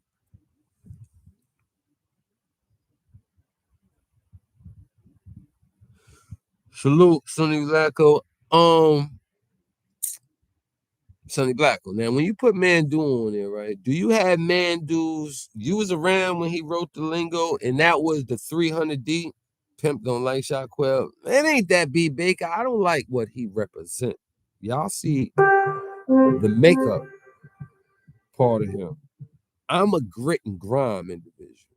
You see, I don't have to go get Dior, Gucci, Fendi, Louis, MCM to get on here with a look of a model. Yeah, you got to groom yourself understandably. Yeah, my fashion code can be as small as $20 hat from the hood, black owner ish. You know what I'm saying? Let's get this fine point. You know what I'm saying? Black owner ish. Black owner ish. You know what I'm saying? Black owner ish. You know what I'm saying? You know the barrel hustlers. You know what I'm saying? Queens repping apparel. You know what I'm saying? I could do this instead of Dior. See, influence comes with a lot of pedazzle, charismaticness, if that's a word, charisma, that umph. Not how they talk about you having that swag, whatever. It's a pick of the litter. Now, I'm wrong if you work whatever hard, soft, medium, and I just robbed the shit out you. And people say, yo, you done took that. How am I wrong when there is a slot for robbery? Yeah, that is a bitter reaction, a loser's reaction. And how about this? That's a reaction from a victim. Yet the man that robs and gets you from not having whatever to taking high levels of money, jewelry, and if I'm a Brooklyn representative, even from another borough, it want to take your clothes and your foot size is my size, and them feet is 3,000 and better. You going home barefooted because that means your sock game got to at least be $100 and better. So I might take them, rewash them like I was in jail in the bathroom, hands inside both sides, and be like, shit, you can tell these socks is about $350 each. Get a razor, any lip balls, because you getting raw. And then while y'all talking bad about, yo, he robbed me for my, that robber gonna be like, I bagged your bitch, because I bagged that nigga for his ish. Came back, your ish was looking at my ish, and I bagged your bitch, and then, hello, I don't care what you talking about. But since I don't rob, I don't come on here, Dior, Gucci, Fendi, Louis, set with props, do symbols and signs like I'm a masonry person or Mason, Illuminati, old fire slow, friendships. Start from corners to corners to designs, you know, him who name not be mentioned that you say I don't like, was cool with the girl that was over here, that's cool with the guy that's over there, that's cool with the guy that cannot be named. And y'all looked at me like, P just mad. And I'm like, fuck, I'm mad for. I ain't get on here, yo. Mikey B, yo, a Smitty, yo, also Bossy, yo, whoever. I didn't get on here like that. They was talking about me. I just came on here and was like, what'd you say? Loaf Manny and all those people. As for Man Dude, like I was saying, he did the 300 deep. When I left, I did 200 deep. Man Dude had 20 codes. Bookie Stone, 20 codes. Who in Sex Money, I asked? Pistol Pete. What the fuck am I talking about? 20 codes. Give me those. And then I'm gonna include what the meaning is. I'm gonna put that on the bracket because Max say no more of those individual codes. We can't do that. Individuals starting to think people was talking about them on the slide. People starting to feel funny now. Everybody else want to write their codes. He don't want separatism. He don't want individuals looking at it. Good idea, but it's like kind of costly right now. Damn, it got changed. Just like when that was going on, it was a point in time. I say, yo, Bloody Bass has got to be formed. What's that? Yo, we need a team to clean up all these busters because there's a lot of busters in it. And you can say, yo, we gonna chill and we gonna that don't work. Sometimes you got to bring violence to understand that we don't need all you bitches up in this crowd with us. And I'm the original maker of a cleanup crew. You got all these people that join cleanup crews, and same people said, "What? I don't know none of that. I was gone." Gangsta Killer Bloods wasn't even a cleaning hood. Let me tell you this: it was you because you had a good rep. It was me, solid good rep. It was him, solid good rep, and it was those four all. You know that's what GKB was about. Julius B. Sunny ain't the damn thing funny if you experienced it because ain't no victories that really happened to GKB against GKB in that year, 979.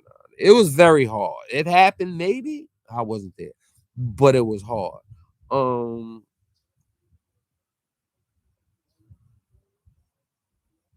Those many people in Bloody Bastards make you think, oh shit, that's against the Killer Blood crew. I'm the one that made it. I'm the one that gave the name to GKB. So when it was time for me to put on what I seen, that was what I was doing. And when you in the field, you be like, idea comes to me. I think that should be happening. Who's gonna have me influence it? Oh, me. So why not? All right, go. I put Mandu on Bloody Bastards. Wayno, Bloody Bastards. Gambino, Bloody Bastards. Hamo jumped in on Parish, on a few people. I don't want to drop people's names because some of them people ain't deal with me in a long time. So giving them a shout out might not really work because I might give them a full shout out. They might be talking bad about me. Yeah, there's a lot of y'all that I got love. I just don't know if y'all got love in return. So I'm no longer giving out free advertisement. Yet, real rights, no. When you was there in a certain type of mechanism, people responded like a sponge. They added like shocks on static. That was me. I made people enjoy it by example. Y'all. All right, we going up. Y'all ain't going outside? All right, I'm gonna go outside. Bang, bang to the boogie, and now you will do it. Now you will believe when it get done. Now y'all know if it has to get done, oh, our leader gonna do it. So Bloody Bastards was put out there. Unfortunately, it got crazy. Everybody wanted to be a bastard. And OG Mac stripped it because how I heard it, I don't know. They said Gambino tried to make it a set. And he was like, oh no, y'all trying to make this shit like a set. This was only a cleanup team. It went with particulars. It wasn't for everybody. It was like to get a nice proportion of people. Like Wayno. I didn't say, all right, come on, Audi, come on, Magoo, come on, Dada, come on, Duke Mafia recipes. I like all it was like spread out, all-star teams. It's just that some people made themselves Bloody Bastards. But that's a whole nother other story. Yeah, history is history. And now you see somebody of merit bring up the whole story on Shockwell, please tell everybody to look at this, share it. And I bring that drop flag thing in it. And I don't like when I speak my passion, it comes off as wrong going against that. At no time do I have problems with Hocus for Fifth. Do I have problems with what he's doing? My problem comes with, can you be challenged about what you're doing since you want a lot of people to follow you? Okay, you can handle the debate. Let's go. You got issues. So you're doing something to help you or help them. Because I'm not seeing no kids as an example would be probably one of my conversations after this 72 hours to a week. We got all these adults. We got West Coast now on a panel. You're East Coast. This is East Coast. This is where you saying you want the flags to drop. West Coast choose to do it. Kudos. Cool. Y'all make your thing over there and watch our podcast over there with the East Coast podcast, and y'all can like compare statuses. Do not bring the West over here talking about the East. That's been a long-term problem. Like, you have to realize that it starts off good, but it goes bad. It has people follow and then follow for the wrong reason. Like, you had people believing speaking with Whack 100 was a plus until battles come. So I ask you, leader, do you do this for you and then say you're a sacrifice example to not let you or any others go? Or are you like the old leaders that took the bullet so the others didn't take it because you want people to join you? So is it you helping or them? That's what I would do. And until I would get that convo, you can't have me join something that I've been doing, that I watch people do the in and out game with this blood shit, with emotions, with opinions, with I only love mines and do the y'all strictly mines and nobody else. And then now even mines I don't want to be around. Like, I don't know. I'm not good at that. I'm not good at that. Let's just get to that. You know what I'm saying? For the rest, I hope y'all can stop the violence, because it definitely it's around. Because we see a lot of things, headshots on the boulevard, due to hitting on girls. The bad part is that was on tape. The polls, if you put it out there, 1988, there was no street lights and cameras, pow, and people, that's where the bullet went. There was none of that. If you beat on a girl the way they beat on the girl back then, it was 50-50 if that person would get shot. Well, some girls fought back like that, and some girls had fights and then got people jumped like that. So just killing a man behind fighting, it wasn't 100% guaranteed. Yet the camera game is the door opener. I ain't gonna hold you. My phone been popping. I ain't trying to answer none of it.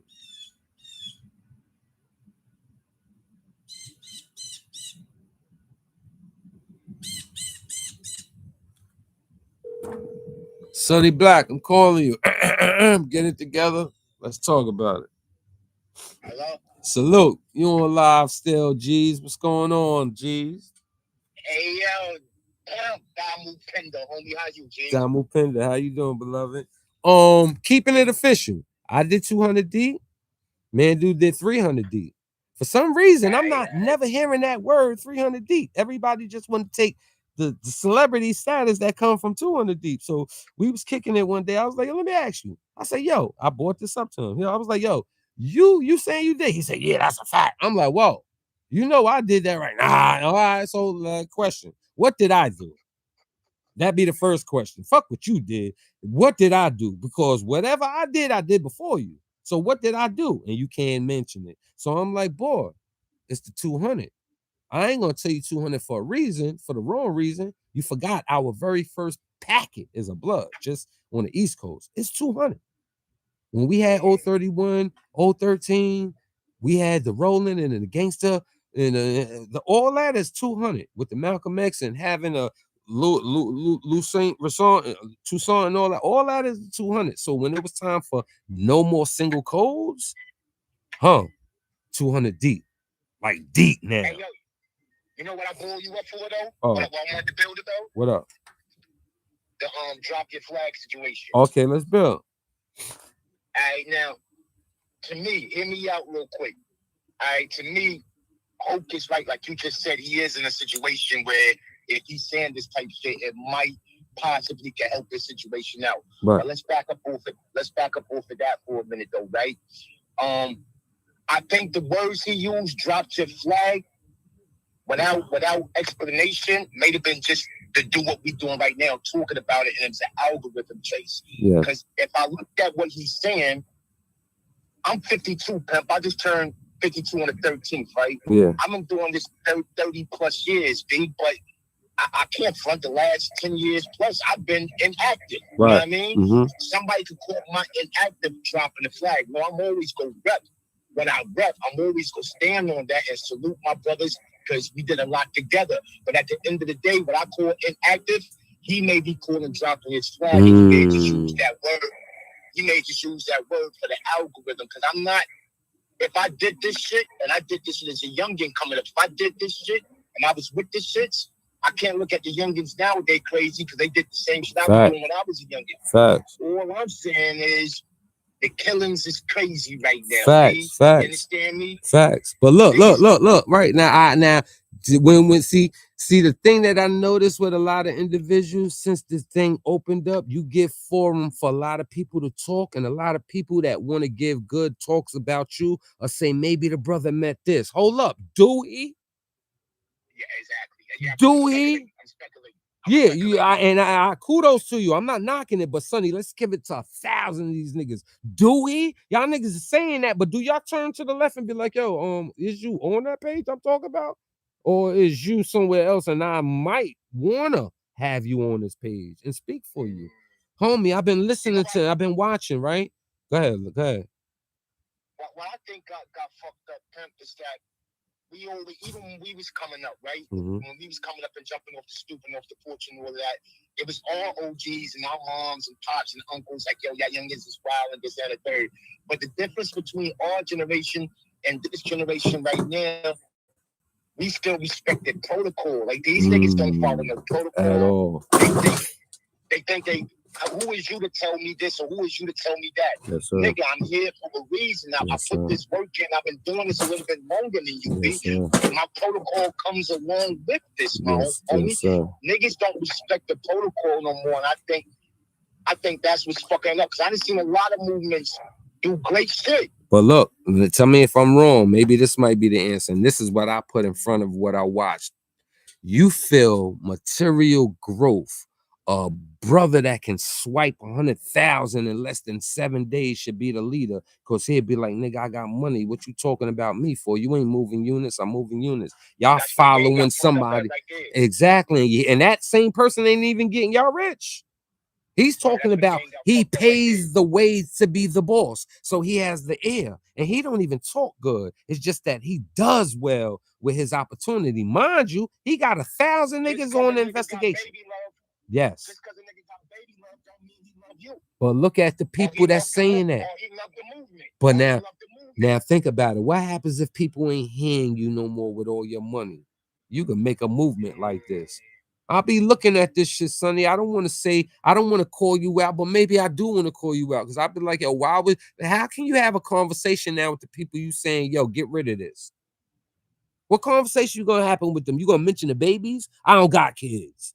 I've been doing this for 2 decades. I ain't never have a kid get washed on my watch. What the fuck is you talking about? And you know how they talk now, Sonny. Direct like a motherfucker.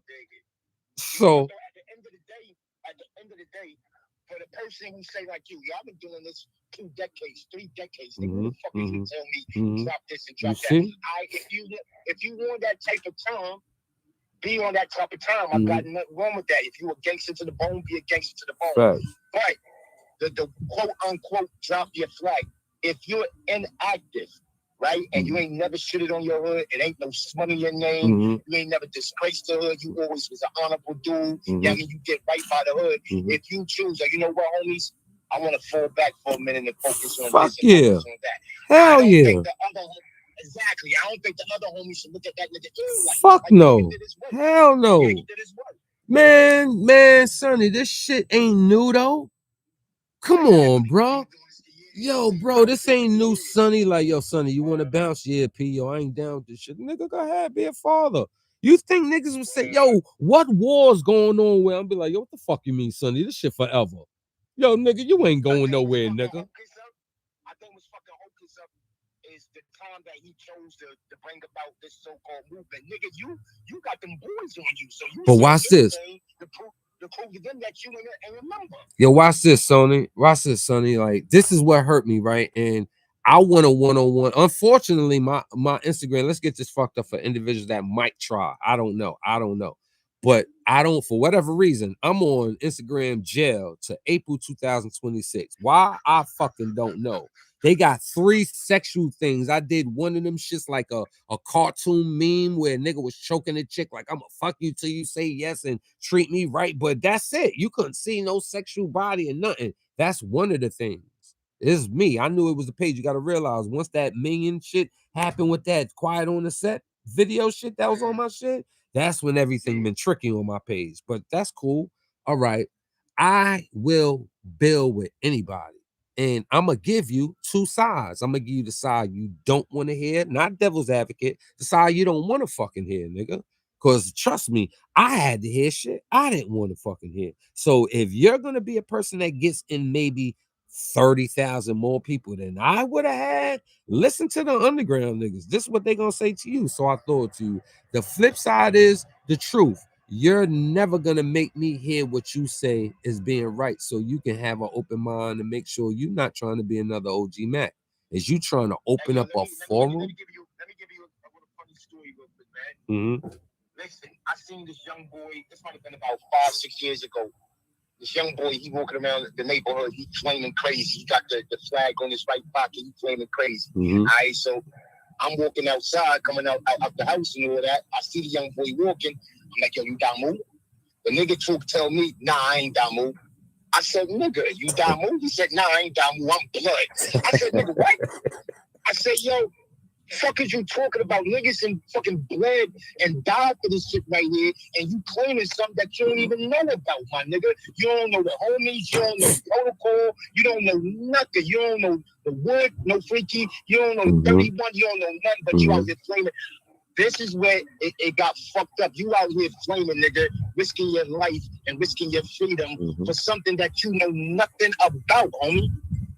So when an OG like me went up on you, I couldn't smack fire out you. Right. Because you don't know nothing. I could have been like, yeah, let me get that. Give me that flag right there because you don't know nothing. Right. He got mad and went around the corner and got his so-called big homie, but he don't know his so-called big homie is my little man. Wow. So when he bring this big homie, he's like, oh shit, Sonny, I ain't know he was talking about you. All he had to do was say the nigga with the beard. He was like, yo, Sonny, nothing for nothing. I didn't know that neither. I'm like, nigga, how the fuck is you supposed to be the big homie and you don't know no code, no lingo? But look, Sonny, right there, you believe. But look, Sonny, right there, without you seeing it, anything, you believe everybody had your education. And you have a right to, because anybody that didn't, how could you say y'all really was loving the way we had a choice to love it or not? We was not all forced to love it. We was either with it or not with it. And then when you got with it, you found love with it. You ain't gonna diss this shit because you was inquisitive. You learned Swahili. People don't know that Damu is a Swahili term. Just to hear that, enough. Just to hear that. Right, Scar. Exactly. So if you haven't got taught in it, like you had to know Swahili to understand the rereads. I mean, it's a lot of history, but another thing, let's even get simpler than that. The Latin kings is running around speaking Spanish. Everybody Spanish and all that. We don't know what they talking. Yes. So we have to come up with a lingo where they don't know what the fuck we talking about. Right. So now you got individuals that stop. We went home with it. Right. We with the motherland, Africa, so we took the Swahili.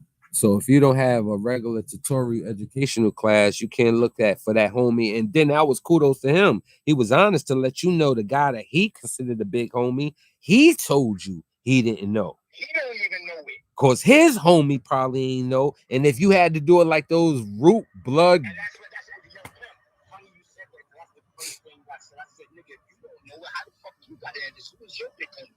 He pulled his big homie up on the phone, and I gave that nigga a lesson because he was like, you already know, Rose Gold. I gotta go do my history, B. Niggas need to do their history. So it's like I hate to talk about it, but it's like religion, B. I'm not gonna put my life on the line if I don't know all I need to know about this so-called religion. Exactly. Put my life on the line for this. This Damu shit, this game banging shit is the same shit. You put your life on the line for this shit, my nigga. When you want to know Diddy and everything about it, if people die about it, it takes 50, 30, 20 years about it. Yes, sir. And the bad part is, how can't y'all have a discussion off it when y'all watch? You the Diamond family. Let's skip any other real names. You the Diamond family. So you being the Diamond family, y'all have an educational breakdown. You know all these things you done been hearing chatter about. Now you stop listening to the global history and just learn Diamond games. So put a decade on that. Once you get around those people that was still on the court, you don't relate to them. So you now claiming Damu and you don't know what a UDN is? How you claiming Damu and because we didn't get to teach out like we know how to teach to a point that even if we don't really have a class, you might have stones, right? And the stones will get around GKB, right? So now GKB will be giving stones, you be in lessons to let them know reason why this build is started is because stone came from UBN. Say that never happens, that Mac family never gonna hear UBN. Mac came from a Brim family. Not even a big family. They came from individual Brim because that Brim is the one that started the hood. So look at his education to his family. If he choose to be a G, go ahead. You know what it is with you, though, B? With you, specifically Pimp, P-I-M-P, representing Queens to the fullest, Talk. What it is with you, my G, this is my outlook. If I'm fucked up, let me know I'm fucked up, B, but this is just my outlook. You've done so much for and this is the thing, you know you've done so much for the hood, right? And the original steppers know you did a lot for the hood, right? Like, why is they trying to discredit that? So I understand your argument or your anger when it comes to that situation right there. I just think that, like I've been telling you for the longest, we need to sit down and do a real tutorial. Sonny, and what did I tell you? The reply on live. What did I tell you when you said that? You said you did it, I think. Says, look, the first thing you said is I was with it. You think you're exactly right.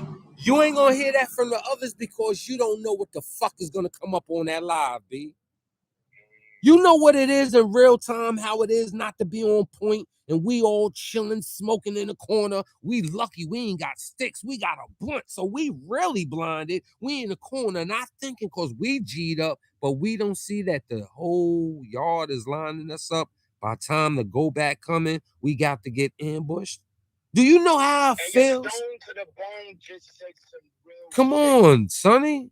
Do you know how this shit feel, B? And I be looking at them like, what happens if I give you a reason to say, yo, he like Todd Guns, back in jail. He like Wolf, back in jail. Rest in peace, SR, back in jail. You want me to give you a list of how I be watching who I compare myself to that went to jail and I didn't, Sonny? That's some... Another thing with you.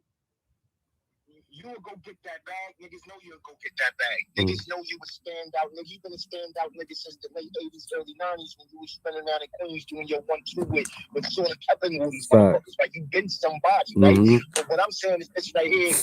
You the type of nigga in this Damu organization. I can't correct me if I'm wrong. This is just how I look at you. You the type of nigga in this Damu organization that you get it out the mud. You ain't gonna let if you get into the bag. Hey, yo, tune back in. Deadeye calling back. Tune out. I'm gonna get you back. And now we can have our interview. You see how we can flow? We can do our shit now. All right, fuck them niggas if they ain't there. If you want to talk, whatever question you got, I'm here for you. Deadeye calling. All right, so we're gonna punch back in. Salute, G.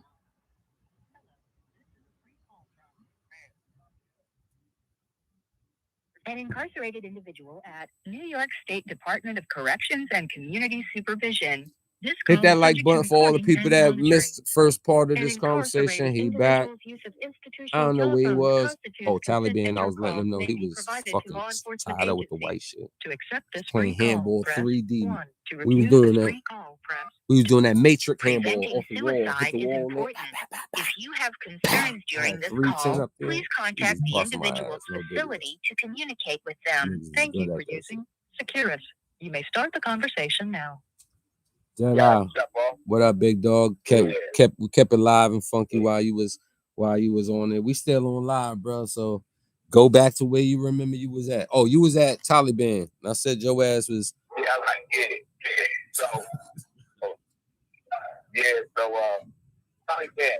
I don't know, man. Like, I don't know. I put like this. Whatever you was talking about the crazy shit, I left. I walked off. Whatever you had to say for whatever you had, the big Crip repellate, I don't know. I'm gonna look at that when I look at it later on, like the other people got to look at it.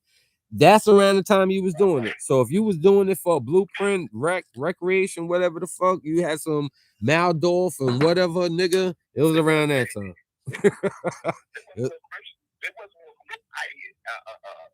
Words going on back in No, not me and you. No. Fuck no. Nah. None of that Crip shit was in fuck no. So the Auburn shit, Taliban. Yeah. So, where the turban in your head is not Taliban. No, nigga. 9/11 went down. 9/11 went down. We was in Auburn. 9/11 went down. No, you was like, you fucking Americans. Fuck you, Americans.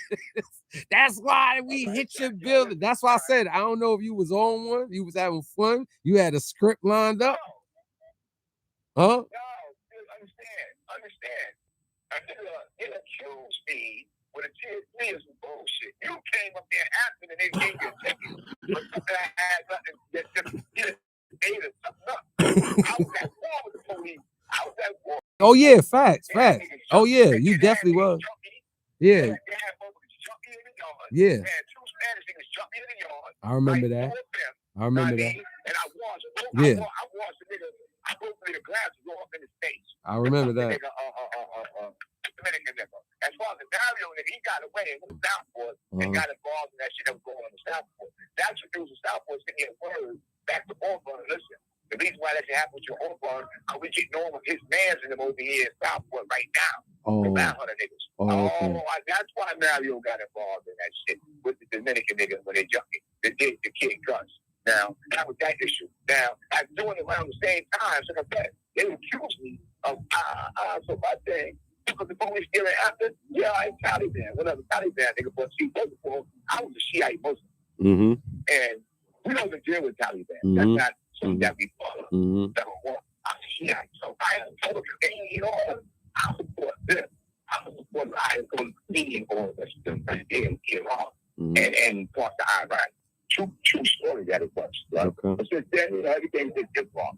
Now, that's what the phase you probably came into. At the same time, you came with an issue yourself, which you had to keep a bury or some shit. Yeah, right? That's when I had got shot. Yeah, that's when I got stabbed. Yeah, and I'm on the other side of the wall, and he's like, yo, yeah, got out of there. And I know you feeling some type of way. That's when you changed your game to No Love. No Love came before that. No Love was in Elmira behind that cross shit. That's when I turned to No Love. But I ain't care about that. Man, I went to population. But that's a good thing, though. Yeah. I understand the name No Love. Yeah. I really love that about this motherfucker. Fact. All the blood, sweat, and tears that I put in. Blood, sweat, and tears, boy. I'm being ostracized like I didn't do none of this to help out the brothers in the struggle. And love with him. It ain't. And love, I was including, like, even though you was doing all that, and love was with it, cause niggas ain't have to question you. Niggas wasn't fair to you. Like the enemies was scared of you, but the homies knew you. Niggas fuck with you. They knew you fuck with them. So you definitely kudos, bro. Yeah, so that situation right there, you had said something about Berry, and I was like, yo, I ain't got nothing to do with that right there. I was going through my same thing. Yeah. At the up state. And I'm in the box, hashtag, and niggas are saying that, yo, they doing this, they doing that, and acting like I'm not who I am. Like, But I was in the box, you know what I mean? I'm trying to figure it out. Right. Whatever. Oh, anyway, I watched the police up in that Auburn shit. Mm-hmm. They sent me to upstate. So I get to upstate. When I get to upstate, I'm looking at what's going on in upstate in D block. That was going in and everybody up in the block. So I'm watching shit. Now that murder is upstairs above me. Within a cell with Crip kids, all of them to get the same though. Who you said, Nat Turner? No, Mac Murder. Mac Murder was in the cell. Oh, Mac Murder. Okay. With the Crip kid. Right. Now, Mac Murder, that's my client's brother. That's Ed Moses' little brother. Yeah. Oh, that's Ed Moses' little brother? That's his little brother. That's the claim that they have for years. That's the little brother. I mean, mostly all the other plots stuff on. So, I don't have no big brother. I mean, that's my client's little brother. So, he in the cell with the Crip niggas. And they up there, turning niggas about up there in the upstate. You know what I mean? They want to visit. They smacking niggas up in the bullpen. They come back up to visit. They rob the dudes and all that shit, right? Oh, you know what I mean? And when I'm up there, I'm looking at the fellas dealing with each other. And our enemies is doing whatever they want to do. So that's when I started going in on the nigga. I'm like, man, you got all these dudes, you got all these dudes up here arguing each other, right? And all these other niggas running around here that's doing whatever they want to do to motherfuckers. The police acting up, all that. Where you niggas coming from right now? I said, you want a gallery? You want a gallery right now with motherfucking you want a gallery right now with the nigga what's the kid? The kid that tried to hurt that guy on and hide in the cell in Attica Kevin Laston, KL. You want a gallery with this nigga, and he just trying to just stand aside in Attica. Like, what's up with that? No, I didn't know nothing about that. How you don't know something about what's going on with your brother? How was that? I tell him. Boom. So anyway, that was cool. That was cool. Right? He the one that started the Crip shit. He the one that started the Crip shit.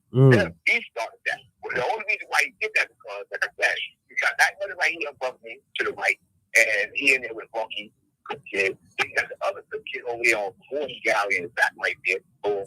And they all collaborating. And we had what's the kid? Ralph Flo. Ralph Flo was up there. You know he had people that signed on. Right. And they all run together.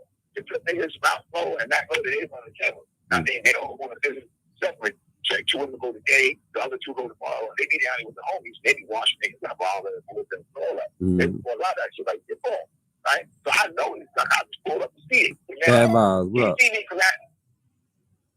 Call me. Bad Vibes came in the building, so I shot Bad Vibes out, you heard? Go ahead, bud. I'm like, Bad Vibes happening, man. I'm going with Bad Vibes, man. You know what's happening, man. So I'm dealing with these things up there. All of a sudden, he trying to stay in the house.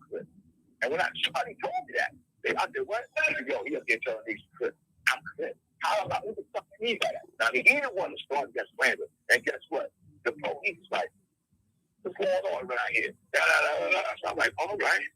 I'm going to use that just to use it to get the sweat off my back. Now, I mean, now you're trying to say I'm this for the. Now you're trying to say I'm something that I'm not. Now, I mean, so I'm playing the game with that. So I'm over here. I'm just saying. Now, you got to understand though. You got to understand that Crip niggas is not allowing you to say that you're Crip. And you're not Crip. Right. Who believe that up there that I was Crip? Right? Wow. That's even Brother Diamonds was there. Brother Diamonds, Energy Shine. They was there. They was running with me. They was mad because they down with me. That's when they started going against Brother Diamonds because he didn't shine no more. He down with me. And then the other couple. So they would start an order. So now the man, God bless the dead, Scar. Black O'Nacko sent the kite over there to Study Diamonds. What you doing over there? I mean, that you, Study Diamonds. He said, yo, you believe this shit? Maybe to tell Black O'Nacko in 8 building that I'm over here with you talking some Christian. I said, Christian. And that's when it all was coming out. It's like, yo, this shit is crazy right here. And this is slander that they was using, right? So then after I just got to play the game. You know what I mean? Flip what? Come on, people do it. So I'm playing the game. So one day, they called me and the group for a visit. So they called them, we come out, we on the line, we're going to walk down the visit with shackles on, with the chain on the waist. So we get to the visit room, they made us go down The level 1, they made us walk into the level 1 pin. We walked to the level 1 pin. He behind me. I go over to the back and turn around and shut me. So he's like, you tell me, man. Like, yeah, I said, nah, you up here with all this and all this other bullshit stuff, nigga. Make all this fake back and shit. Y'all niggas got going on around here. You got the homies fighting each other. What? Other niggas, what's up with that? What's going on? Yo, you said something about my brother? I'm not actually shit about your mother, man. You know, the funny thing with a lot of these dudes that got down with their heart, they always make it up. Yeah, man. Come back to make it seem like you did this, and this is why this is going on. This is part of what you did, you know. And they're not going to say that about your mother. What's your mother got to do with what's going on with you? You know what I mean? You know, boom. So that was that. Lo and behold, they separated us. They sent them across the hall. He came back. Yo, don't go over there. Don't go over there. It's the federal government over there. The feds over there. I'm not going to get the data line. Sure. So they took him back to the block. Then they called me over. I went over there. I'm sitting there, and I forgot the joint lady name, whatever her name is. She said something, and I'm like, yo, what's this about? They're like, listen, man, all we need is a little bit about you to take you down. I got to leave. They mentioned SI mother name. You know, Roxanne, you know, she was a Rock Garland back in jail, right? So when they said Roxanne, that showed me that they know that I got some type of connection with SI's mother. You know what I mean? Like, why would they say Roxanne to me? You know what I mean? So I sat down like, all right, what's going on with it? We ain't come up here to play with you. Like I said, all we need is a little bit to take you down. I can take you down. I said, if you want to take me down, you've already did it already. What is there to take down? What am I doing? You know what I mean? I'm doing nothing. I barely get business. I barely get mail. You know what I mean? So what am I doing? So what's up? Then they start telling me all this other bullshit about nothing. I let them spit, they spit, and I'm gone. I go back to the block. I get back to the block. I call the people again and hit them with good. What took you so long? No, what took me so long? What? See, these now intelligent men, now they so wise and intelligent. What took me so long? One thing I know about the federal government is that the policemen, they deal with psychology. You know what I mean? If you look it up, that's what they do. That's divine manipulation. That's what we do to each other every day. Right. I say one thing, they tell me something. It's called divine manipulation. That's what they do. Right. So when I'm sitting in there talking to them, and I know they don't got nothing on about something that happened, they say, about what? All right? And I'm going to let them spit their spit, and I'm a dissect what they saying to me right now. I mean, and see what they really talking about, right? And that's not always thinking, oh, you know what you down here, well, down here, well, I just told you what the fuck happened, nigga. And that's that. There's no more to go on. And that was that. So, lo and behold, you know, much fast by, I got sick. I almost died in upstate. I don't think nobody was listening to that. This guy right here, Deadeye, little OG Deadeye McKenzie, that you know, I almost died in upstate, right? Word? I was sick. I almost died in upstate. That's why I'm still in jail now. I always get in upstate. Let's talk about it. Talk about it. Everybody want to know. Everybody want to see, hey, what do you get address and I mean, I almost died in upstate. Anyway, I was with upstate. They want to try to put me in jail. A big number 1 cell, that's like an emblem cell or whatever. And they start to sell the next day. I'm like, what's this about? Like, they come out with a paper clip saying, he's dangerous. He's dangerous. A paper clip that was in that cell for the longest time, you know, a paper clip. Oh, cool. So, lo and behold, they kept their play their game, gave me tickets, all types of dumb shit, you know, and next thing you know, give or take like about a year or so later, I started losing mad weight.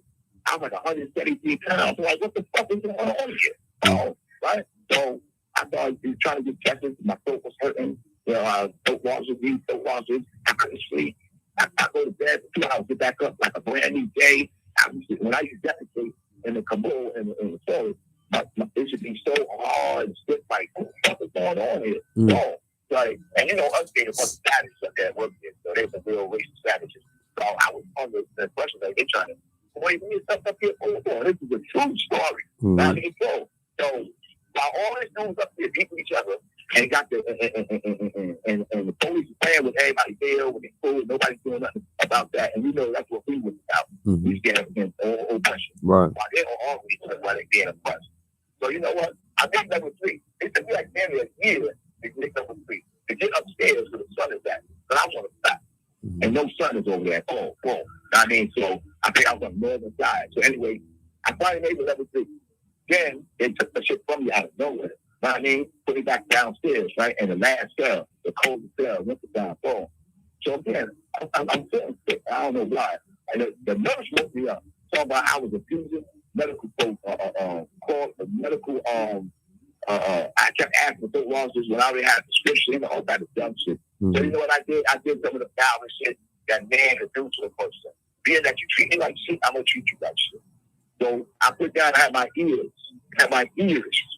checked by the nurse. And she came to do it through the feed-up slide. For everybody that's listening, she came to do it through the feed-up slide. When she did it, I threw shit by her face.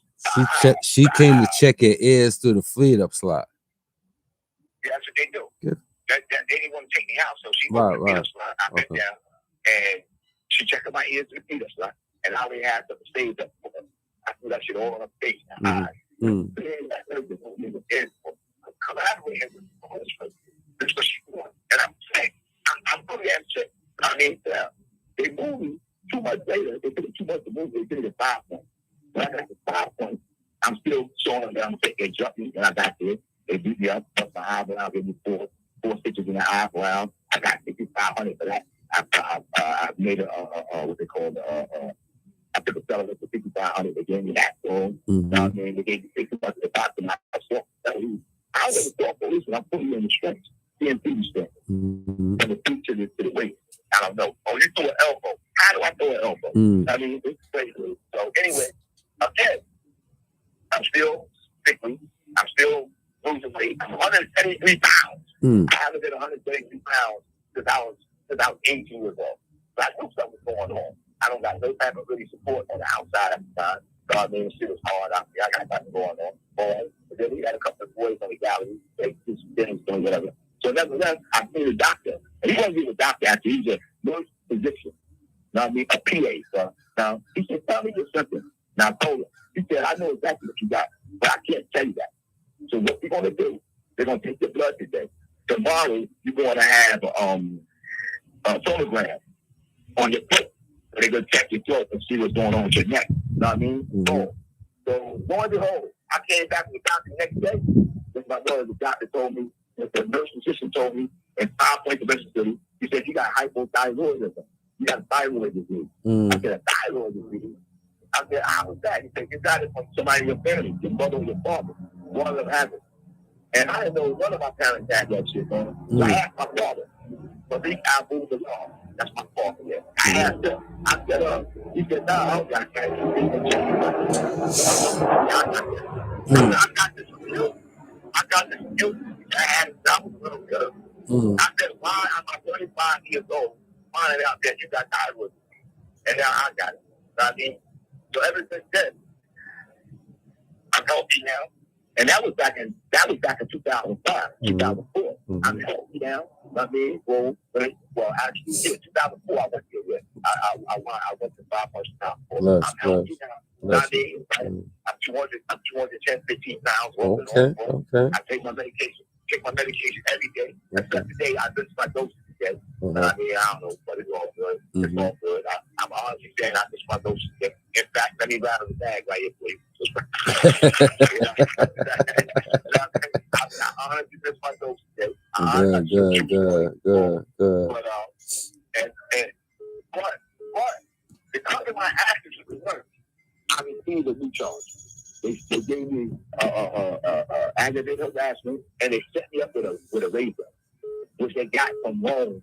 The kid Rome to East New York. I'm saying, they took his razor, shaved razor, put it inside the plastic, and set me up with it instead of mine. You know what I mean? Cool. You know what I mean? So that was before I left. So I caught a new charge. I got that with 2.5 to 5. I'm serving that time right now, and they gave me a $5,000 surcharge. I mean, fine. They gave me like a $400 surcharge, and I paid all that way back then. All that's been done. Now God is looking at me. A couple more suits I won, and all that's been paid off. You know what I mean? Cool. And that time, and I'm now serving that time. But again, had I not acted the way I did then, I would be dead right now. Yes, sir. I would die from thyroid disease. Yes, sir. So as I take this down, If I sit in the cell waiting to go home, and get out of jail, I think myself for saving my own life.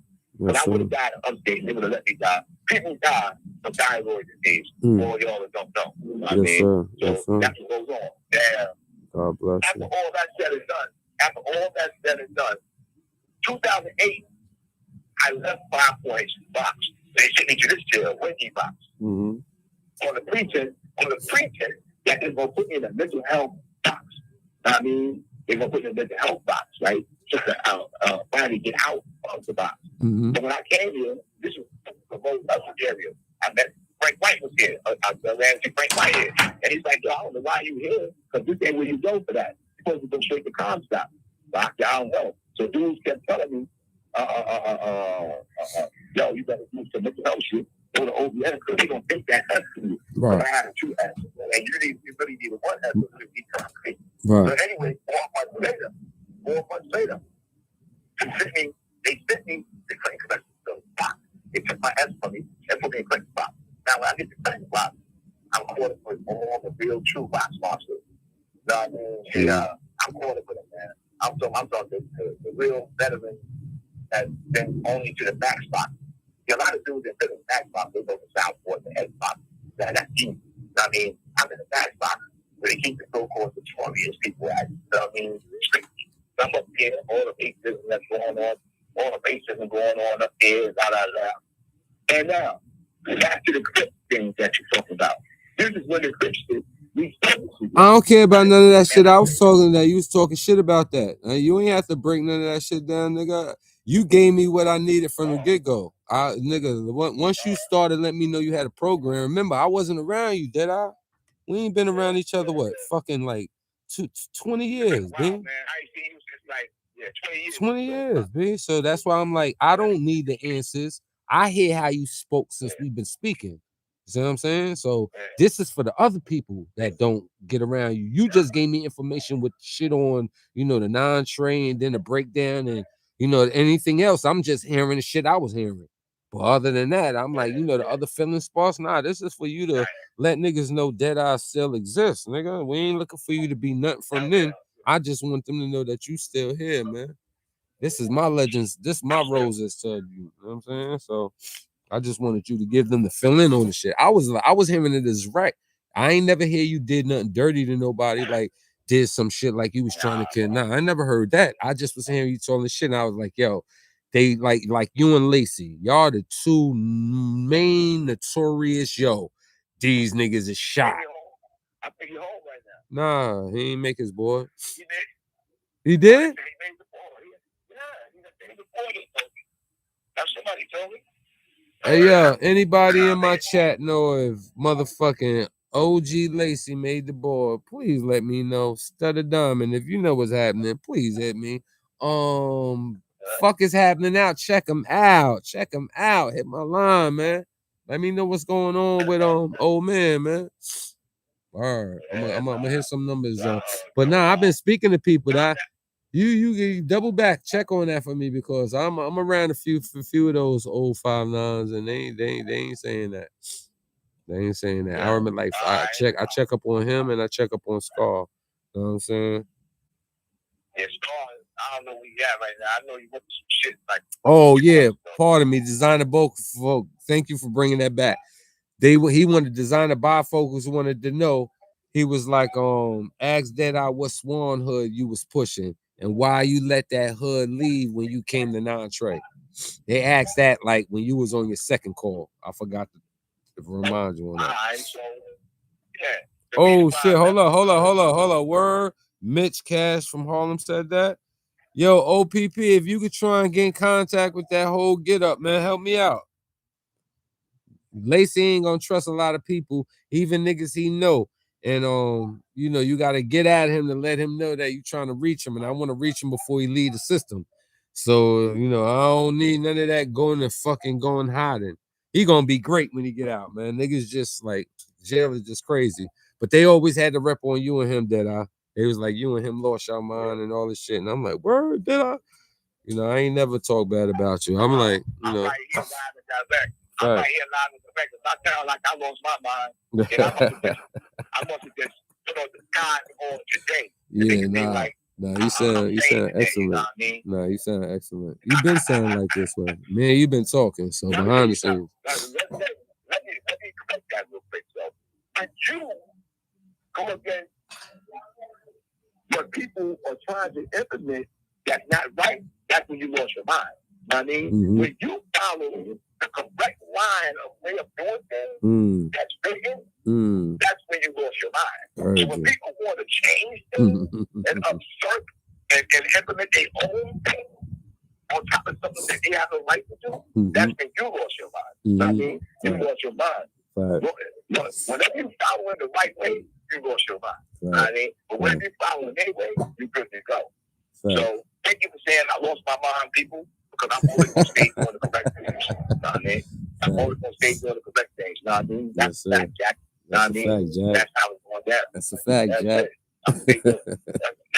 That's a fact, Jack. Word up. I'm going to stay doing what's correct. You know what I mean? That's it. So that's what it is. So. Yeah, right. I mean, that's important.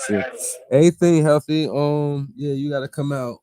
You know, you gotta come out. You gotta get a part of this shit. Let me ask you something. So it's a thing going on out here. I know you ain't jacking it that way, but I do know you got good vibes on how you will speak on it. How would you speak to the kids on picking themselves before gang activity? How would you explain that to the kids right now? Put you instead of following the gang membership, joining and all that. How would you reshape the youth to hear that message?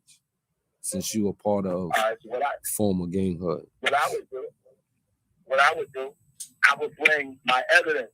I would bring my evidence to them. That's why I accumulate all this paperwork that I got, right? And I would bring my evidence to them. Then I would show them me. Right? And I would tell them, a lot of y'all would like to be like the guys you heard of, you know what I mean, that been through these prisons and had to suffer in these hellholes and, you know what I mean, having nobody to care for you on the outside and struggling on the inside. You got police who working here who have no respect for you because you're a convict and you got to go through all that. And you're going to have dudes in here who thought was your brothers, but they're not your brothers, and they get jealous and they're going to take from you. Right? If that's not something that you want to put yourself involved in. You want something better. Yeah, you had that, brother. You had that. Yeah.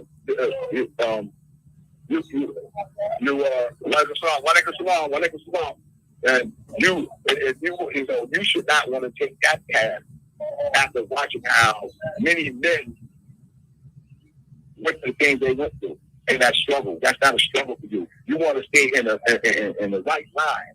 You want to go to school. You want to get all the education you can get. I mean, you want to do some of the great things in life and stay on that main line and help the people from out here. You know what I mean? And the main line of things in the politics and all of that. Help your people from there. You know what I mean? Because the gang stuff, in the beginning of time, it was for people that was living in the liberated neighborhoods where it was all hurt and drugs and our oppressors were still in our neighborhoods with drugs and hate and that's where all the gangs were formulated at.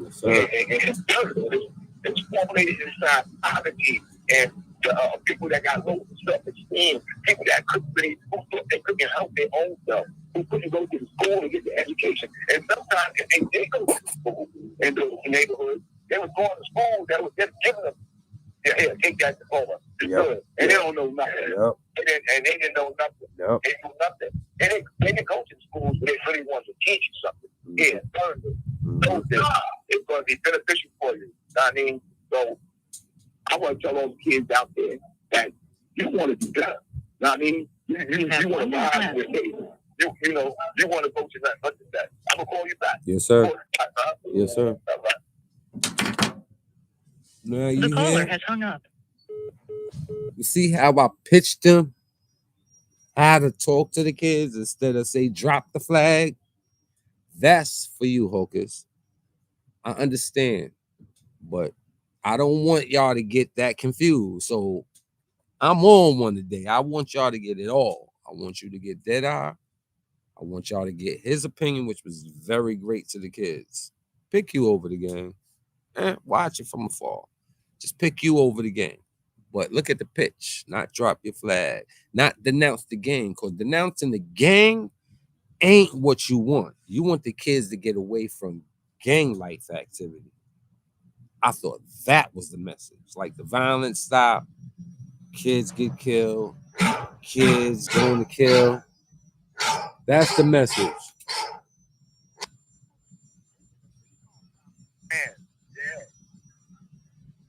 An incarcerated individual at New York State Department of Corrections and Community Supervision. Prophet like This call is Moses. subject to recording and Start monitoring. talking about DMX An and him being incarcerated a legend. individual's We're use start of doing this institutional music. telephones You constitutes want to make consent, and no change. calls You may want to be show provided these to law people enforcement different. You want to let agencies. them know about To the accept Rico. this Yeah, free there's call, ways press to do it. 1. To refuse this free call, press 2. If you would like to permanently block your number from And when I watch presenting people suicide is important.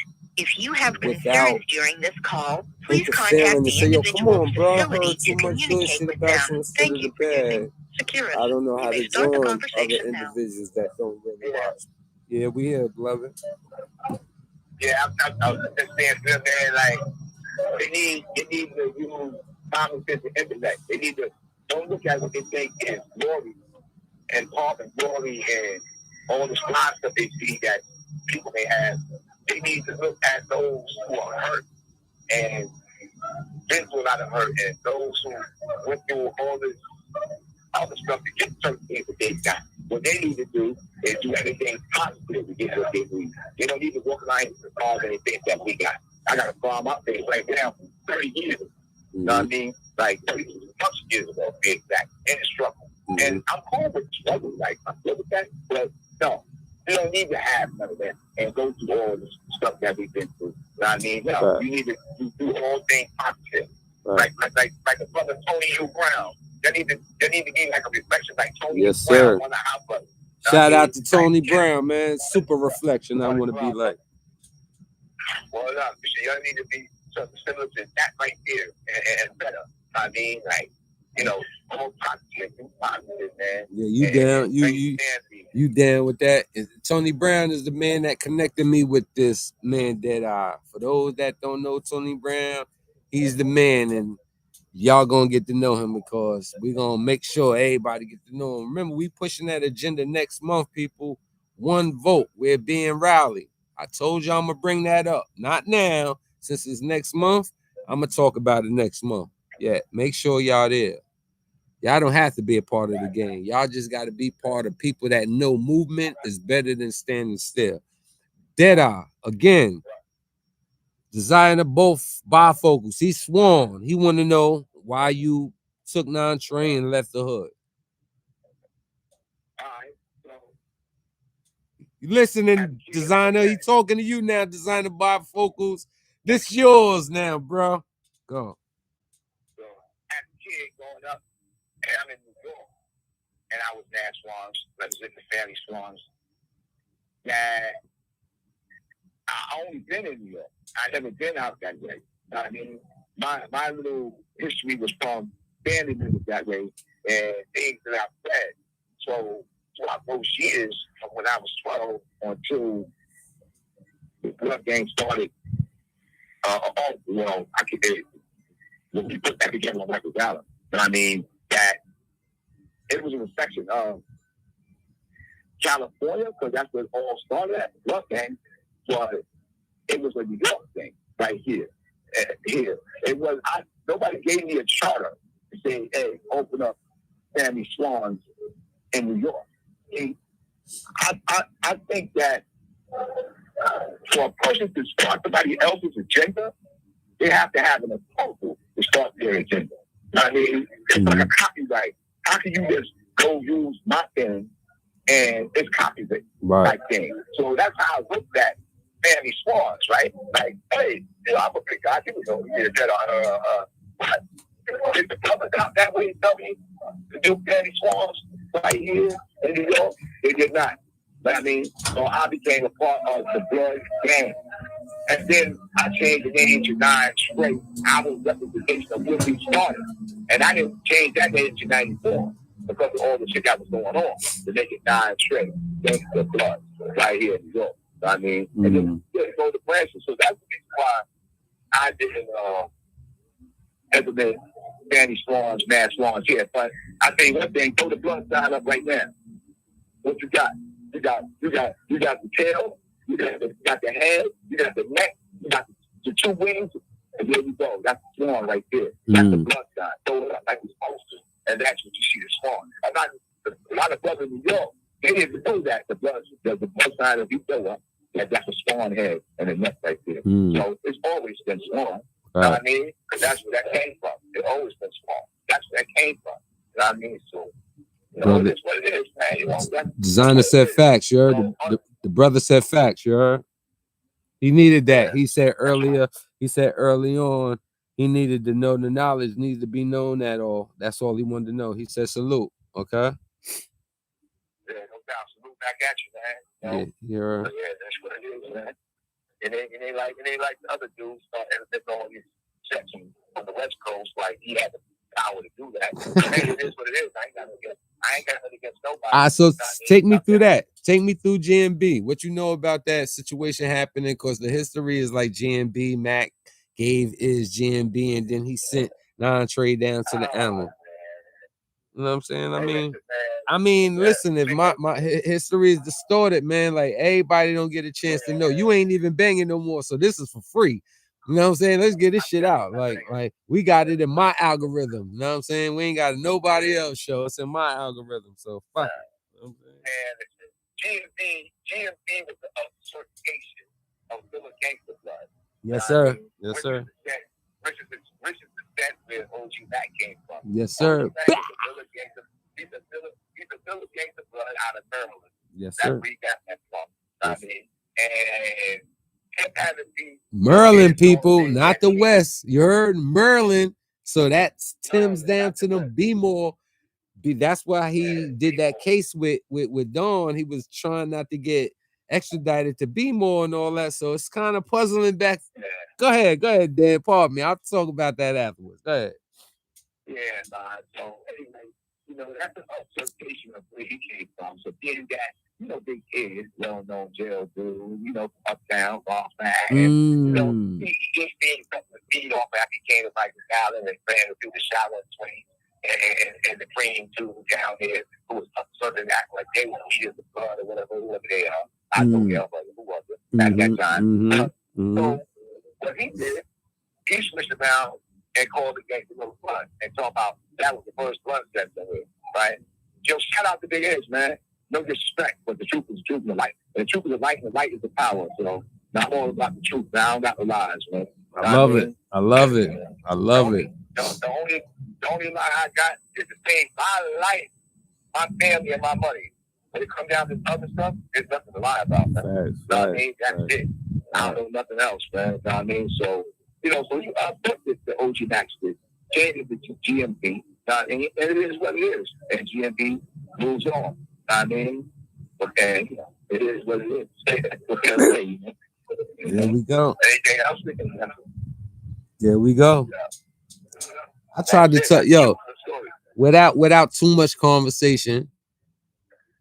You can read in between without too much conversation. I tried to tell your partner in crime with the 200 pack and all that. I tried to tell him I want his side of just the history. That nigga will not talk to me for nothing, man. I'm like, God damn, man. Like, I would love to have him talk, cause he was there with Pound Open. He was there for the Shine and Nine fake competition. You wasn't there yet. He was there though. Fucking Magoon and was on the other side. But me and him, he was intricate, cause I made him intricate. Like he's the cause. I always keep his name, but reason why I understand. But no, I don't want to talk about none of that. I just want to talk about all the good involvement and shit. Cause look, nobody gets to get involved without Convo. It's just our Convo. That should be so great, man.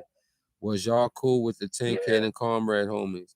He spoke on that earlier, Designer. When you get a chance, rewind this shit. 10K flipped on bro, man. That was his kid, and 10K flip, but Designer, the same brother asked, was you cool with the Conrad homies?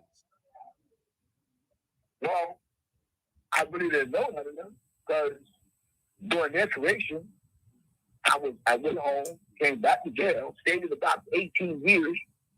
Ouch. Got out the box 2018, out of AdSeg 2018, and I've been in population ever since. So 18 joints? 2018, I never ran into no Conrad. You did 18 years in the box? 18 years, 3 months, 3 weeks, and 5 days. But God. all y'all listening,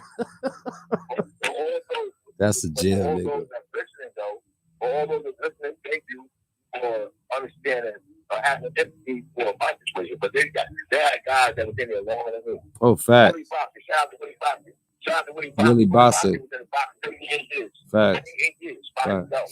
He was in football for 20-something years by himself. I mean, you know, he just one brother. Shout it out. There are many other brothers that have more time to be, and the most honorable one is him, Willie Bossick. And he's here with me in this jail right now. In the E block. He there now? In the E block. And everybody here right now. Oh. And I think he you know, he's a good brother. I see him. I go to like medical before. I go to distance eye doctor, and I go to clinic TV down there. So he ain't E block. They keep away from E block. A nice little small 7-cell gallery block. They got him there before that and all that. That's the only thing off chat that had to that kid. Sean Lennon was in that block. You know, he in population, but he in that block. Right. So shout out to Willie Bossick, man. God damn, overcoming all that. Damn, that's a slavery on the mind. They tried, it ain't work. He sustained making it out there still, man. So shout out to him, man. I might run into him one day and give him your number and have a line. Please do, man. Please do. Tell him only thing he got to do is just call. That's what I'm doing, man. Please do. So I'm going to get an access to get it to him. I'm going to get it right on down there. In fact, I'm going to write it on a piece of paper now. Yes, right? sir. So if I do walk out the block and I see somebody going that way, like, yo, get that to Willie. Yes, sir. Tell Willie to call that number. Yes, put sir. it on the quick and call up. That's yes, right there. Yes, sir. They want to talk to him. Appreciate you, bro. Cause he's a classic. He's an example of don't let them take you, boy. Yo, what the fuck? Something you said that was gonna make me ask you something. I don't know what the fuck it was. It was good though. It was something on the positive too. How do you feel? All right, I know. All right, we spoke. The talk. They still fuck with you, but they ain't fucking with you to a point that they trapping you and setting you up right now. They kind of giving you a little rope because the rules change. So I know they ain't knowing you, but you coming up soon to like get decision of these people and let you get released. Is it a first board, second board? What's your situation? I don't need to know when, but is it a first or a second? Or first parole board, 27 and uh-huh. a half years served. Like I said, I'm doing a new bid right now on the upstate thing. So 27 and a half years served, first board. And I have faith that I'm going to make it, inshallah, God willing, that I make that, you know. And I'm not in jail for murder. I'm not really involved in nothing valid inside here, even though every now and then you get a couple of suckers that try to try you because they high off some drugs or something and think you owe them some type of special respect and they hold your name or something like that. Or they want to, that's about it. But, 20 and a half there next year. Roll board, and I'm looking forward to getting out of jail, man, and really getting help in the struggle. Yes, sir. I mean, really getting to do it and live some life. You know what I mean? Yes, sir. Yes, sir. True story, man. You deserve it. You deserve it. Damn, 27. So the new charge that you caught when you came back in maxed out, and an upstate charge is what got you continuing on in there? Yeah, well, the new charge I came in jail with was 25 years. Like, okay. That time passed. 25 passed last year. And what happened with that? Did they overlap it? Yeah, overlap with it. Yeah, so 20 after 5, the 2.5 years added on. So now I got 27 and a half, right? So my original board that I would have went to, I didn't go to because I got 2.5 years added on. Right. You know what I mean? And you know, with the new changes going on in the system, and the things they're giving us, that even with tablets, with all types of applications to look up jobs, and, get some type of degrees and stuff like that. I'm trying to start kind of this spring coming up, this year. I hope they let me start it in this chair, even though I was going to be here, because I need to be close to y'all. Right. All y'all that, for all the people out there that be trying to shop to get out, or you know, they come back. I can be asked to them to come to me. You know where you going, because this ain't a good start for you over here. So we going down to where we got connected at, because that's where you need to start your grounds at, because that's where you're gonna get your best work. You're gonna get your best work. Your karma is gonna come right there, and everything gonna line itself up. So I'm just waiting for it to happen. I'm just glad I got with you, because the importance of a lot of us being cool with each other with that type of shit. You remember how this shit was when it was something. We ain't think it was gonna get that big, bro. And we did good. Like, niggas really followed, even though we had to be savages, or for we had to be savages for a purpose.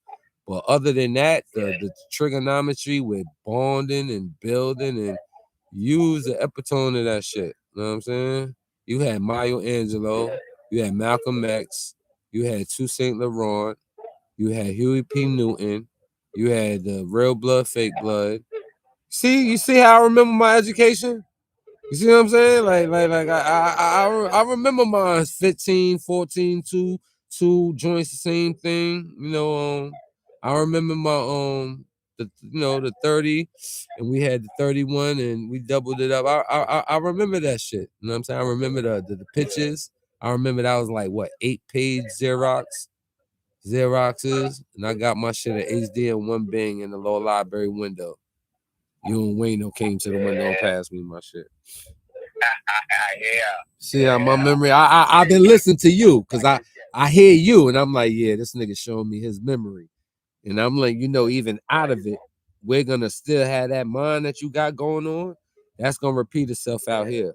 You see what I'm saying? Like the best parts is gonna be with you. The nightmare is gonna leave you. I got some people that run into here lately. Like, yo, you know what that is? I'm like, nah, I don't know that. Like, nah. And I try to tell a lot of people, they're like, yo, you know such stuff? I say, nah, I don't know. That's because you think I should know.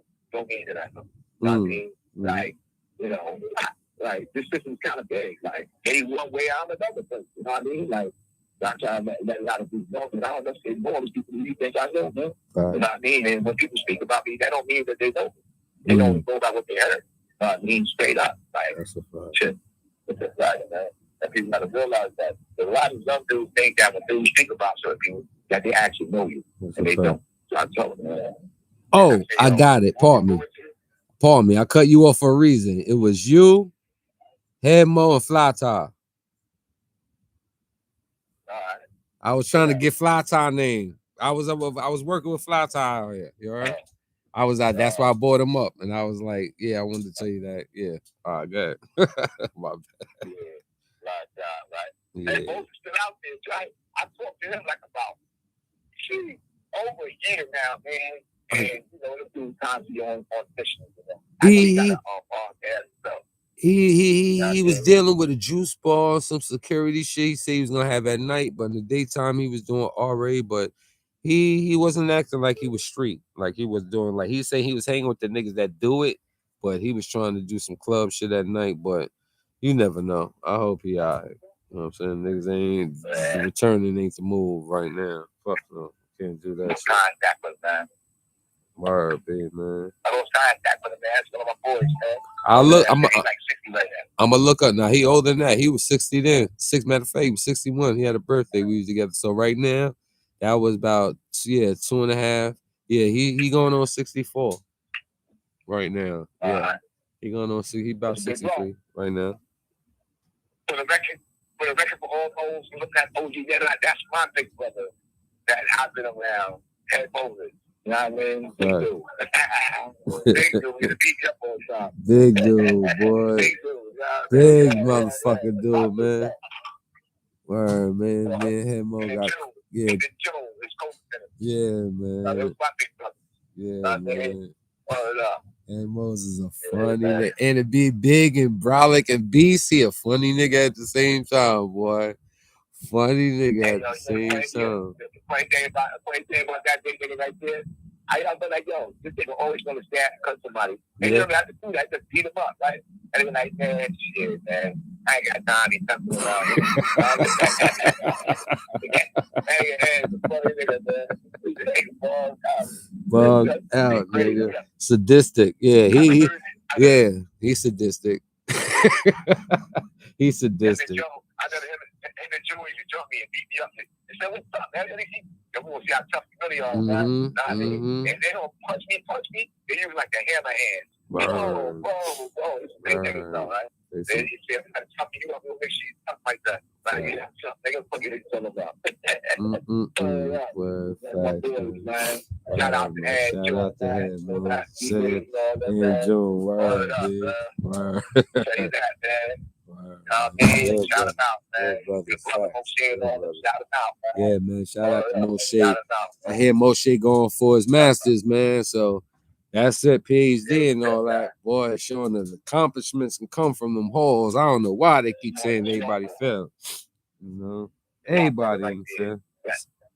That's smart brother right there, man. Yes, I mean, all y'all, man. You're out there, man. Yeah. You got 12 years out there, boy. Yes, sir. Yes, sir. When you first got locked up, you was smart. Yeah, I mean, you just with the wrong path. Yeah, wrong path, man. And you wanted them too. Man. I bet you know how many brothers are here. And my last 20, well, I've been up here 25 straight right now. So my last 25 years, and my last 6 years, man, I met so many talented dudes up here. I met Fat Billy from Wellswood with us, right down the block here. So I met Fat. This dude, his name is, I think it's Devontae Samuels that played NFL, right? He got videos on that. Just nobody is that. Played basketball, football. He had everything going for himself. And something happened to his brother. He went out there and put the work in, man. He went out there and put the work in, and the defenders brought his honor because his brother's not here. And now he got 30-something years in jail. Yo, shout out to Fats, man. Shout out to Fats, man. You know, you got 8-footer, man. You got 8-footer over here, 8-footer, man. Those talented basketball playing kids, went to nice school with that and all that. I mean, back in his days, and, you know, maybe shine back, you know, going down, whatever else he's doing. Good talent, like, good talent. You know what I mean? Love the Suns, whether they try to say the Suns, whatever, but good talent, basketball, right school. Now he got 50-something years in jail for the last 15, 16 years he's been in jail. Right? There's talent going the race, man, because of wrong affiliations and wrong crowds hanging out with, man. And there's so many countless many more that comes through here, man. You got dudes that come through here right now. They got college players that get locked up, come to jail. You know what I mean? And I'm like, damn, man. You know, I wish that was me, man. You know what I mean? Because you don't talk to somebody that think they can be do better. As a guy, you know, that's why these people out there, like I said back there, like the guy got college credit to come to jail and young kids. And I wish that could have been me. Why? Because I think I could have been better, right? For myself, right? So you always got somebody who think they could be better than you. So I have a guy in this jail right here alone, right? And in the same block I'm in to the very same day, right? That's what he said. He said, damn, but so for you to be who you are, you're supposed to have everything, man. You're supposed to not be in need of nothing, man. You know, like, you're supposed to have everything. I looked at him, and I'm like, yeah, he just thinks that he could be a better me. With my challenge, that he could be a better me, right? But as I look at him, and I look at his face, all the cuts he got all over his face and his head and his neck, and I look at his associations around the joint, I say to myself, man, this dude can't do business right here. I mean, don't worry about what I don't got. You got to worry about what you need to be doing. Because obviously what you're doing got you in a whole bunch of trouble. You know what I mean? Facts, you know what I mean? Obviously what you're doing got you in a bunch of trouble. So you always have somebody that think they could get better than you. You know what I mean? He just stop trying to be a better you and be a better them. And just look at other people's downfall and say, yeah, I'm not going to make that mistake. And think about their own downfall. I'm not going to make that mistake as well either. That's a jewel. And that's how you get better. So, my hat goes off to all y'all. You're out there in the streets, and y'all out there in 12, 13 years and doing the thing. I mean, stand Thank you, man. And then you got the other dudes back there that completed out there running their gyms. Word, I mean, like they was doing, like they was doing when they was in jail, running your gyms, playing head games, taking this, throwing it up. But nobody ain't trying to hear all that, man. Yeah, no, I mean, like, that shit. Last time one of the man in jail about the body, he got his body cut up, head cut off, arms cut off, legs cut off. You know, what type of shit is that? What type of shit is that? Perb did that shit.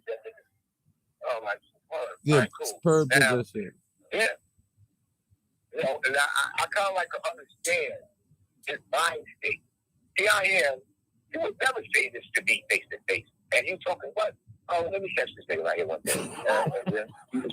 You just went for something on him. You got to know people to know yourself better.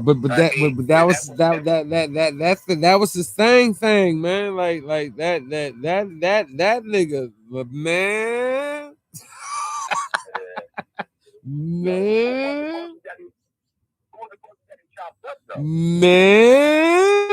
that's what I'm saying, man. They told me that it was poison, so you mentioned his name the other day. I know and then somebody else said, it wasn't him. He's still alive. Well, who was the person though? Oh, I didn't know it was a name. I just know that he put that on, and that was supposed to have been his bedroom partner.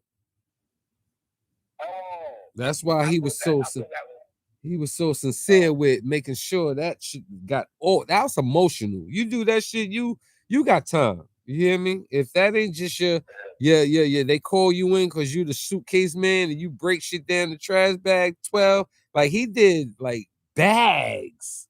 That's not a professional habit of his. That was emotional. Like, oh God, like. He got to chop a body up. I tell you that somebody had body pieces everywhere in the refrigerator. Like, damn, that's some serious shit. What happened to that though, man?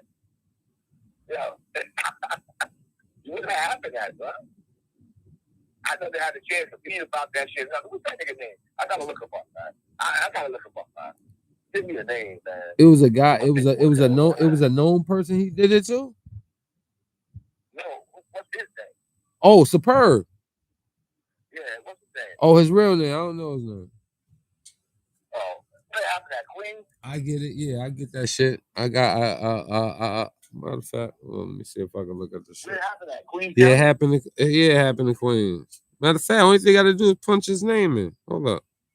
I'm about to punch it in right now. I think the only thing I got to do, Superb.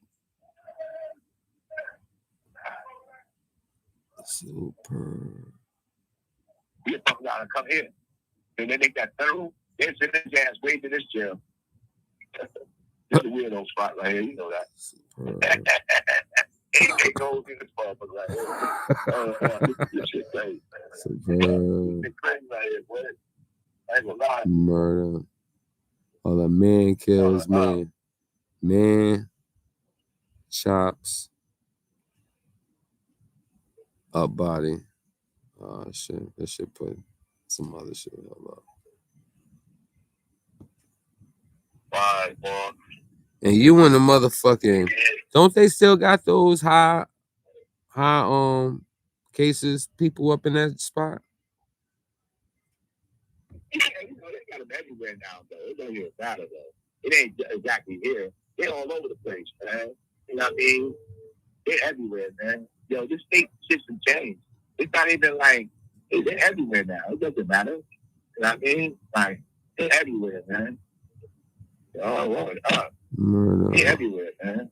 Man chops wife, torso, man allegedly murdered and dismembered by reality. South Australian. Based on your places in Queens results. I think this is in Brooklyn. Hold up. YouTube. Dallas model. Man guilty of murdering 225. It ain't happened this year. Man accused of beheading Dallas motel manager told him not to. Not that. Numerous cases have recently. Camden, Milwaukee, New York City, February, Kristen Million, Los Angeles, other notable cases, Hydra, Serene murder, man accused of beheading. Nah, I'm getting shit wrong right now. I think she had man in Brooklyn. Let me see. In Brooklyn. Man found dismembered in fridge in Brooklyn was killed. Okay. Was killed over unpaid rent. His body was chopped up. You have 1 minute left. Got 1 minute left. I love you, bro. Listen, I'm about to move. Superb. Okay, his name is Sheldon Johnson. Good looking, Sonny. Sonny Blanco. Superb. Any shit. Tomorrow we gonna rock and roll. Later on we gonna kick it. You can call me anytime, but right now I'm about to go run. We'll find the time. We'll talk about the time tomorrow. We're gonna have another topic to talk about. Your ass gonna be on here till you come home. Oh yeah, now I'm on it now. I'm about to campaign for you. You heard? You gotta give me your Muslim name and all that shit so I can talk that shit for you. You heard? Yeah, I know, but I'm talking about I need to change you. That McKenzie nigga that he don't live no more. You change your shit, man. You Muslim know all that. Yeah, I don't know how to write that shit, nigga. You gonna have to write that shit down. Like we gonna have to get down. I'll speak to you later on, bro. I'll speak to you later on. Yo. That's good. 27 years, man. Shit. Y'all can't say he sound crazy to me, right?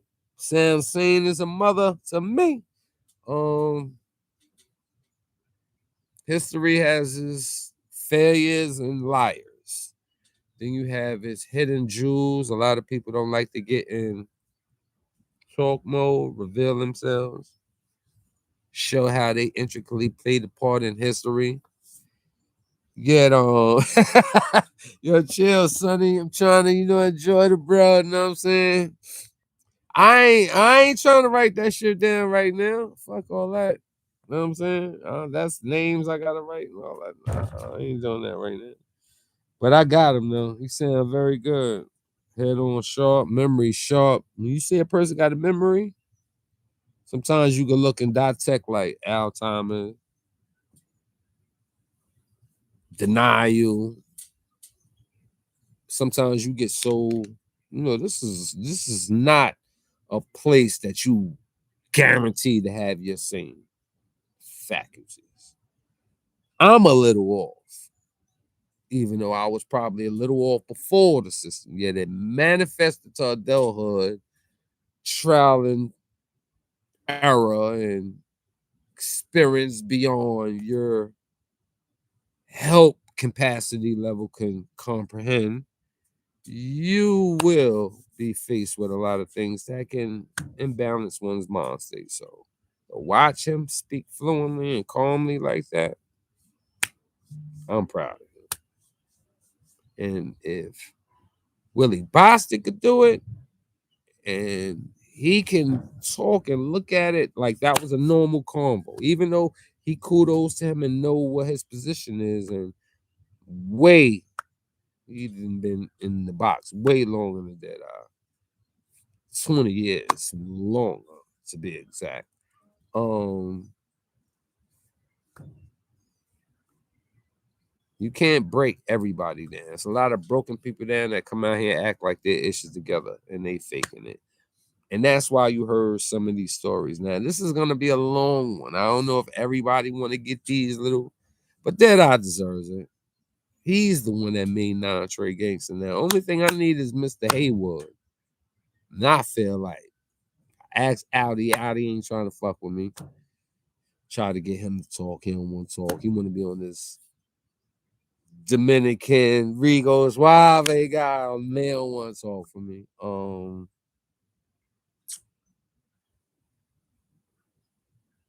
Should be a lot of individuals on my page with a voice. I don't hold you back. I don't got those type of questions. I'm not even a gaslighter. I like to put humor. My question hopefully is important for those. And if you have good questions, ask me. I can relate it. Yet Deadeye will be on here. He will be able to listen to other. I'm gonna get another phone just to make sure he's around a lot of my shows. He got some time to do, and next year, hopefully, we could put some things in order to get to the system and show them that he has a forum to come to. As for the drop the flag shit, what you gonna do when you replace it with what you was good at or bad at? Wild with a flag. That's for those that follow the challenge, join the challenge, and don't realize it's a little lonely when you realize you can't do the things like, oh, I keep doing that because you know it's habit forming. For those that don't have hardships, yo, Sunday, what's up, man? You got some time? You want to get back on? Hit me if you want to get back on. We continue that conversation about the challenge because you know my whole shit is like as long as they stay out of trouble, I help them. You know, he got a voice, yeah, backing a strong person that can tell him the reasons why choices is valuable with these kids can help his platform. And if it's all about that, stay away from that Rico-ish, I can stay right where I'm at. You good? I bet. You know what I'm saying? Just hit the line and we can shake out. Hold up. Wait till you see me come back on. I'm going to heat my coffee up.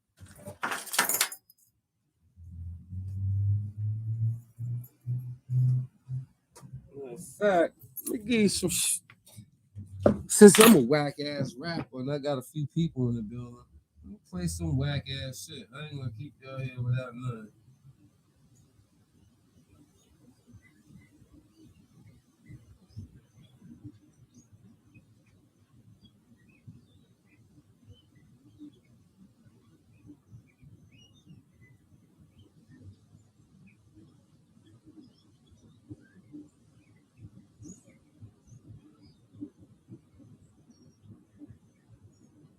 Nah, I just thought about it. If I play that, oh, I could play this joint.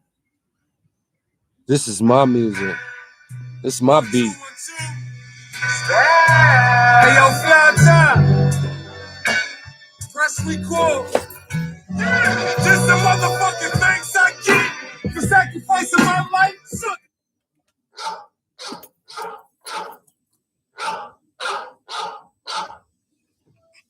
Shit, you said you want to talk to the people? You want to let them know that you in shape. You the big Tom Brown of this shit. Yo, Tom, listen, Tom. I had a long bill. What was it? 2 hours and about 40 minutes with Deadeye. We talk to the people. We talk to the peoples, man. We just talk to the peoples. We check in on that live, and you can see that. I already know, you know, his faculties is on. He definitely he mentioned you. You know, I was gonna make sure you was in there, but he mentioned your name. Like, you know, the only path he on is Tony Brown path. Like, we ain't following Tony Brown shit. Like, fuck we doing? You know what I'm saying? So he was like, you know, he got to come in here and he want to do what we doing. So I'm like, yeah, you know, he broke down the non-Trey symbol, and I ain't know he's the one that made all that.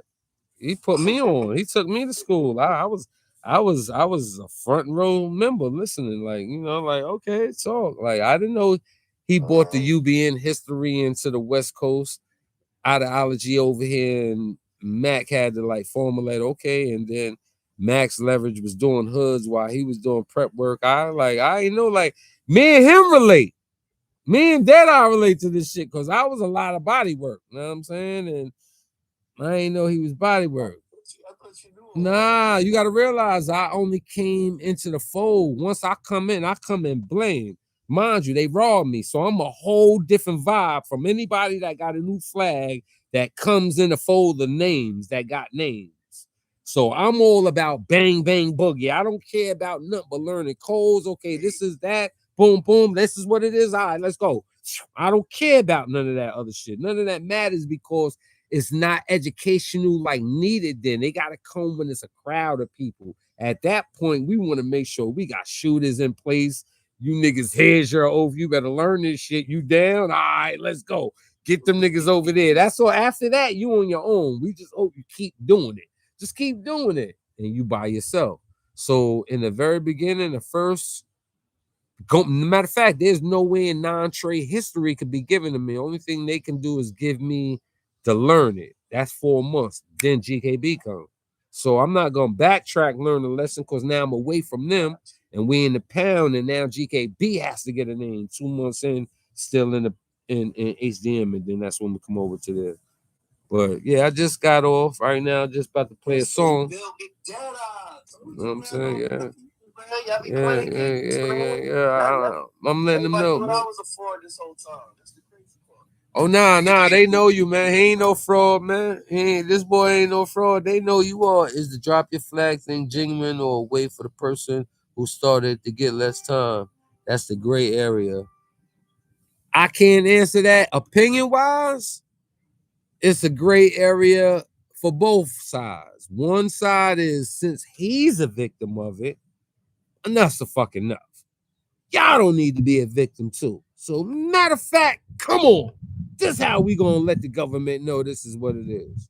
That's how I hear it. And then I believe at the back spectrum, you realize, like, hold up. And these little niggas don't need to be down with this shit. Matter of fact, fuck all y'all. We gotta get out of here. That's like that roll call shit. When he be talking about the rapos gotta go, I can say, fuck your flag, young niggas. I go with. That you above older shit. Don't talk that language to them older niggas. The younger ones,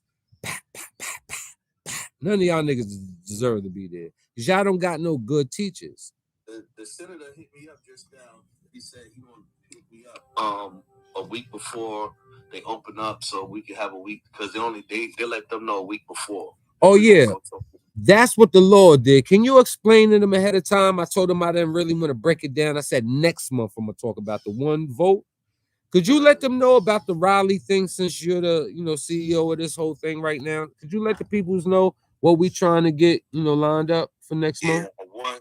One vote movement where we all vote as one, not just Democrat, Republicans, just all the felons, all the brothers that have been past incarcerated. All the brothers that's in the struggle, you know what I'm saying? We all come in as one vote, because when our vote is divided, it really doesn't mean nothing. We come with a bill, we come with what we want in our community, and then we vote on it, we put them in office. Then after that, we hold them accountable, and then follow the money after that, so that's all the one vote movement, where nobody could pull a wool over our eyes and say, oh, this person's holding me back, or this won't get signed by this person. We holding everybody accountable for they part of the movement. Okay, and what is the vote? Everybody is going to have one vote to what? Putting one politician in office. So we'll come with a strategic plan of a bill, or what we need in our community. Like some communities need trades, some programs. Some community has trade programs, but they don't have transportation. So we're filling in those gaps, so our brothers who coming home, or our brothers that's in the street, get to these educational services, to get to these jobs, to get to this food, or get to housing. Yes, sir. Okay, and next month I will guide the people to let them know, touch bases with people that actually can join from the presentation I give them next month.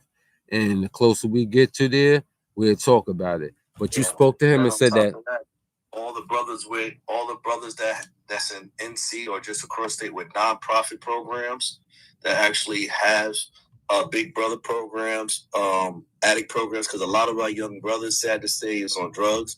So we need those brothers too to come out, and we could fund those programs as well, because sometimes we got to get our young brothers in a better space, because we born in the 70s, we went through the crack epidemic. You know what I'm saying? It's all over now with the fentanyl, so we can't turn our back on those brothers as well. We got to bring them to the forefront, clean them up. Right. And I was speaking to Deadeye. He let me know that Deuce, he said that's worse than crack. I never heard nobody ever put a drug worse than crack. And he said the stuck level, they don't care what they think is highs. Like they blacked out for like 20 minutes, like if they get on trips, and they just victims now. And he's saying they be in areas where they be locked to like the bars and bent over like for half an hour and then get up and walk off like nothing happened, look for another high. Like they rather be dead for half an hour for a high instead of look like they active. So yeah, shit is real, big. But all right, he said a week. Yeah, that's good progress. Forward march, like Deadeye from Far Rockaway, Queens say, forward march. Talking to the peoples, big. You know what I'm saying? Yo, so you hear from I'm saying, I ain't got to say his name on it. What? So? Yeah. Nah, he lying. See, I can show you the phone. I can show you the phone where I called him. I can show you where I called him. So now, you lying, So B. I'm putting you on blast, So B, because I got the phone where the phone is calling you. We spoke the night before, in the middle of the night. I called you in the morning when I got to work 4 times. Where's my number? I even went one more desperate, like, yo. Oh no, I gave him the 100. I was about to get with him. He wilding.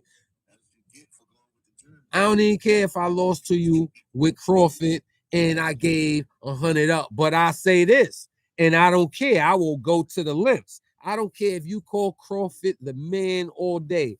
So be it. If he fights Mayweather, I got 500 on Mayweather.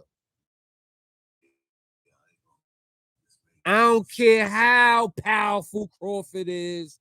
I don't care about if he jump up and feel he needs to hit that to feel now that Mayweather said some things. Because other than that, he giving him OG status. But if he feel like, yo, Mayweather, respectively, be quiet or I'm a fight you. And Mayweather, oh, whatever. And he act like he want to do it. I'm just letting you know. I'm letting you know because people talking all this other shit. You did good. Kudos. You just a tactician fighter against Canelo. I don't see his greatness. All right, hit me back. I don't see it. Man. I don't see it, man. Mayweather too. Oh, see, you said that, right? I said that.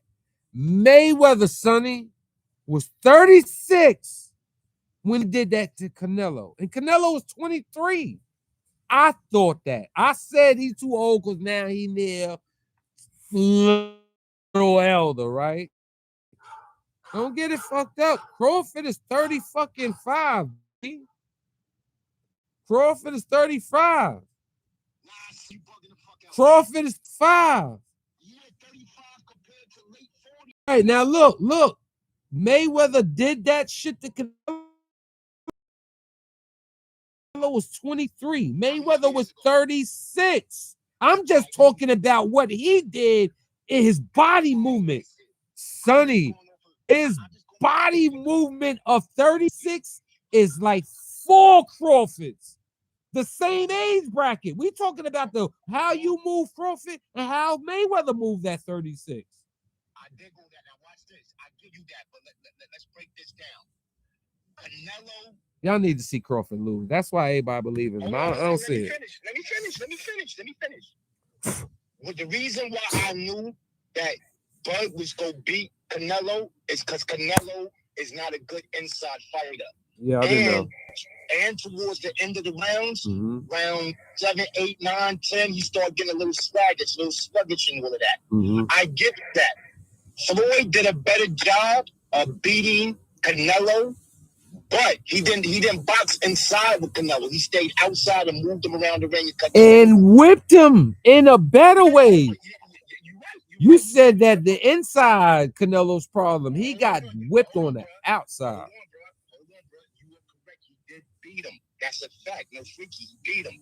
But each fellow that learned a lot off of that loss from Floyd. He did. And was fucking everything up. The difference between Bud and Floyd is that Bud will box you inside, no freaky, and outside. Just like Floyd, he know how to cut the ring off. He don't have the defense Floyd got, but Floyd don't have the power that Tam's got. All right. Floyd hands has always been shaky, meaning he got bad hands. He had mad surgery on them hands, B. If they fight, it got to be an exhibition fight like that Jake Paul shit. It can't be no real boxing match because that's going to be Floyd's first loss. That's a fact. Of course, you saying that he can't take the power from Crawford. The power or the inside game. Okay, do you think that Mayweather will allow an inside game and he can stop an inside game for the whole fight? This is the thing. Watch this. Kobe grew up watching Mike, and Kobe became damn near Mike. Mike grew up watching Dr. J dunking from the free throw line, and he started doing it. You don't think a lot of... No, I believe. Hold on, they look at Floyd like, yo, how can I beat this nigga? Right. Oh, he do this. Bud been studying that nigga for a minute, boy. Right This now, Bud came to him. I'm gonna give you an example. This might be Roy Jones and Antonio Travis. Well. Let me ask you something.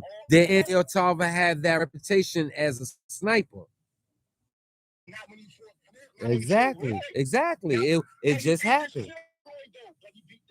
I know, but it just happened. So it wasn't like a scorecard. People could say, "Oh, we didn't really think it could happen, but we didn't expect like it could still happen." This is different. Crawford coming at Mayweather. Mayweather's not letting. First of all, he gonna make sure to wait. I don't know. You said late 40s. Yeah, I ain't gonna hold you. I'm wondering, is he like 36 right now in his body, and he was like 26 before Canelo when he was 36 in his body? Because that nigga beat on Canelo. No, I mean, we say that, right? But I mean, you don't think Mayweather a lot of training and sparring off the camera? I think he do, but I think because of his age and his status, I think he front with all that like splendid splurging, like he doing more abundantly doing this now than he did with Pretty Boy. But I think, like, mind you, all he did for a whole year, anything, all training, nothing, not go nowhere, review tapes, back in the gym all day while people was asleep. He was training. So no.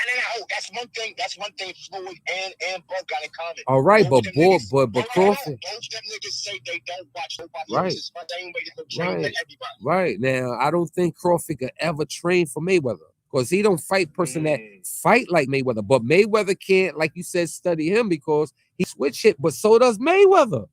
Mayweather don't do it as consistent. I haven't seen nobody in years that's fluent with that switch. Nah, exactly. Nah, that's Buzz. That's Buzz, definitely. But I mean, Mayweather not gonna let him have an inside game.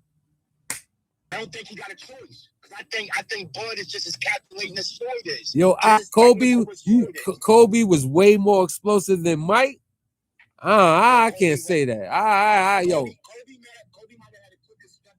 Yeah, that's it. But Kobe could not emulate that hang time. That hang time is unbeknown any fucking player to this day. Nobody even got that shit. Nobody even know how to calculate it like he do. John Durant get up there, sit up there for a few minutes, but the body got to count. Like the one that go to your left hand and then palm it and then bring it back. And you got to have mind memory to do shit like that. Like, Kobe. Just like you said, Kobe and Mike, right? Kobe and Mike, the two best to do it. And they both had the heart. Yeah. That's what LeBron don't have and KD don't have. They don't have that killer instinct. I like them to just be, I like them to be an A side, B side. That's it. Get it back to boxing. Bud got that killer instinct just like Floyd, B. He do, but who's this? Yo, that's why I like Bud now. Take that away, I don't see where Bud is. Bud is just like a nigga that know how to cheat or know how to study or photographic memory. And when the test come, he ace it. But you like, he's a nerd. Like you look at him, fuck no, hell to the no. Yo, you know what I see that fight where everybody keeps saying all that shit y'all be saying? which sound kind of right with the Canelo, because I later learned if I would have paid attention to the shot in the head Crawford, I wouldn't have won against him. I'd have been like, hold up, this boy going on like Conway. Then I would have looked at how Canelo's fucking his feet stand still. If I would have seen that shit in later rounds, I would have been like, damn, man. Hey, yo, he it's on only 2 times I've seen Canelo frustrated. Mayweather.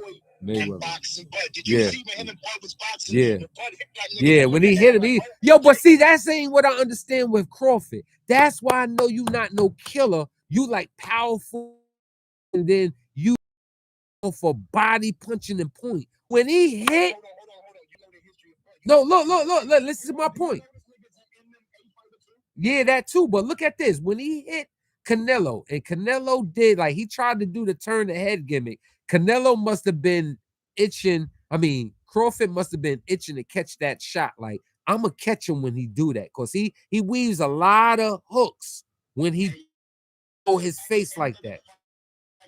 At the end of the fight, even Canelo said he's a harder puncher than He said that, but watch this. When he hit him with that shot, Canelo did the turn and then had to look like, damn, nigga, where was the follow-up shot of Crawford's? It was enough time for Street to come right behind that. He didn't. He was in all like, ooh, damn. Mayweather with a two-piece. We gotta stop right there. It didn't drop Canelo because you watched the man who came up 3 weight classes, technically 2 weight classes. The power ain't gonna match. Canelo was surprised because he hit him on the spin. That was supposed to drop him. If not, yo, bro. No, we talking about he hit him like Canelo turns that fucking face like that as a weave. Instead of a dip or lean, he turns his head and you just miss it. He hit the nigga on the axle of the turn that pushed the turn more where his face went in. This is why I'm saying Canelo got a hell of a chin, because again, Bud came up weight classes.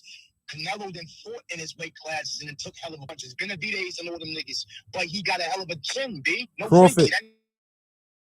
He ain't throw it straight. So I don't think you ready to like rumble with a Mayweather, knowing Mayweather ain't gonna give you the power that you got. You fuck with Mayweather, it's gonna look like Sugar Ray Leonard and Hagler. All that he too big shit. It will be just like Sugar Ray being Mayweather, and that's what they're gonna call it.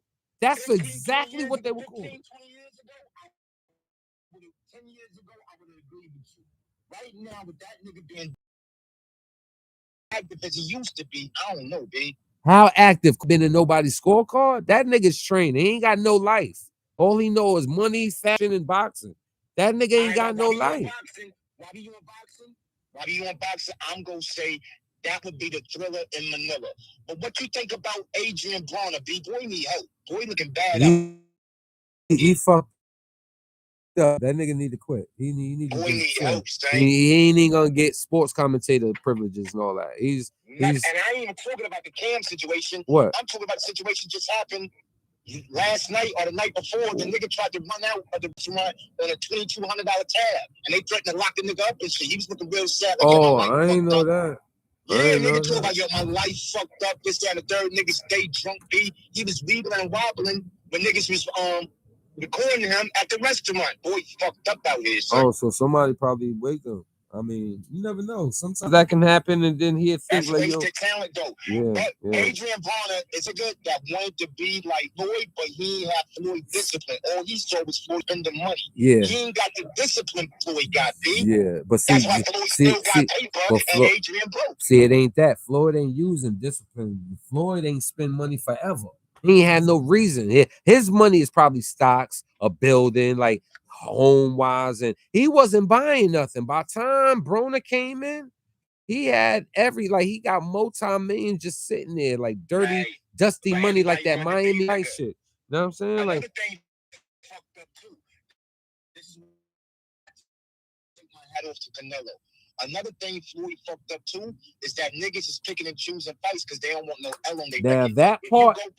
If you go back in the days, all the best champions, whether win or lose, they still a champion because they pop right back up. That part makes me say, okay, now that do make me question Mayweather. Like they said, he was picking and choosing when to fight people. Let me tell you when Floyd was Pretty Boy.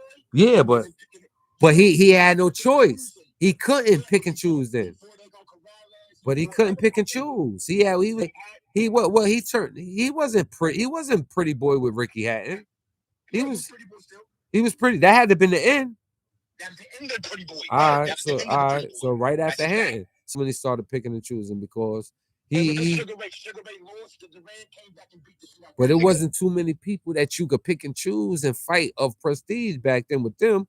It was Duran, Hagler, Hearns, Floyd, Spinks. Who don't want to fight him? Tank Davis don't want to fight Steven Shakur. I don't know why. I think Tank can knock him out. He don't want to fight, boy. He dodging, boy. I don't think his defense will be ready for. The nigga's going to fight Jake Paul instead of fighting. Nah, it's off. It's canceled. Oh, okay. I think but on some real shit, I think that would have turned tragic. I think probably Tank and was lying. It was an exhibition, but I think Tank would have got serious because Tank don't like that nigga. Like on some like racist shit. Like, I don't like that nigga. Like he would have fucked his career up probably with that. They canceled that shit.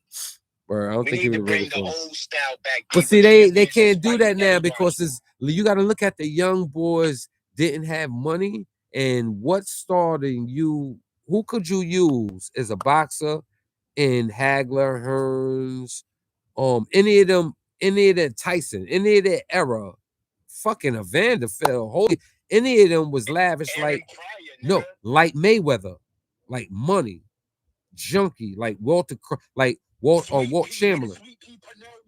So look how long it been, and he did drugs. See, so all right, Mayweather just do lavish, and Mayweather's doing it like.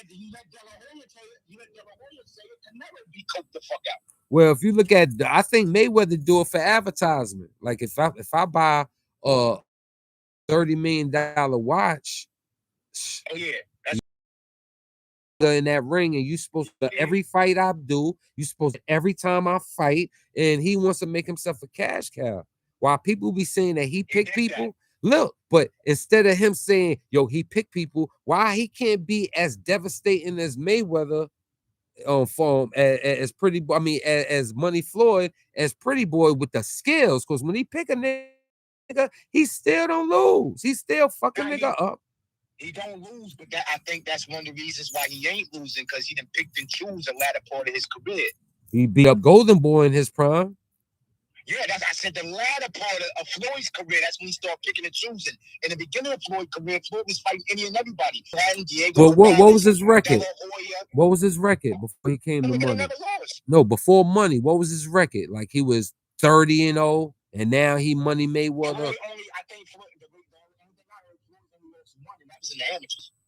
So no, I'm saying how many fights have he had with the name switch? He was 18-0, and now he Money Mayweather. I think he was like 28-0 or 30-0 before he left Pretty Boy. Okay. I might have been 20-something when he dropped Pretty Boy. Okay, so just say if it's anywhere near half and half, you can't say he picked fights. He's prestige, nigga. Why am I gonna let you get 30,000 and you $1,000 nigga?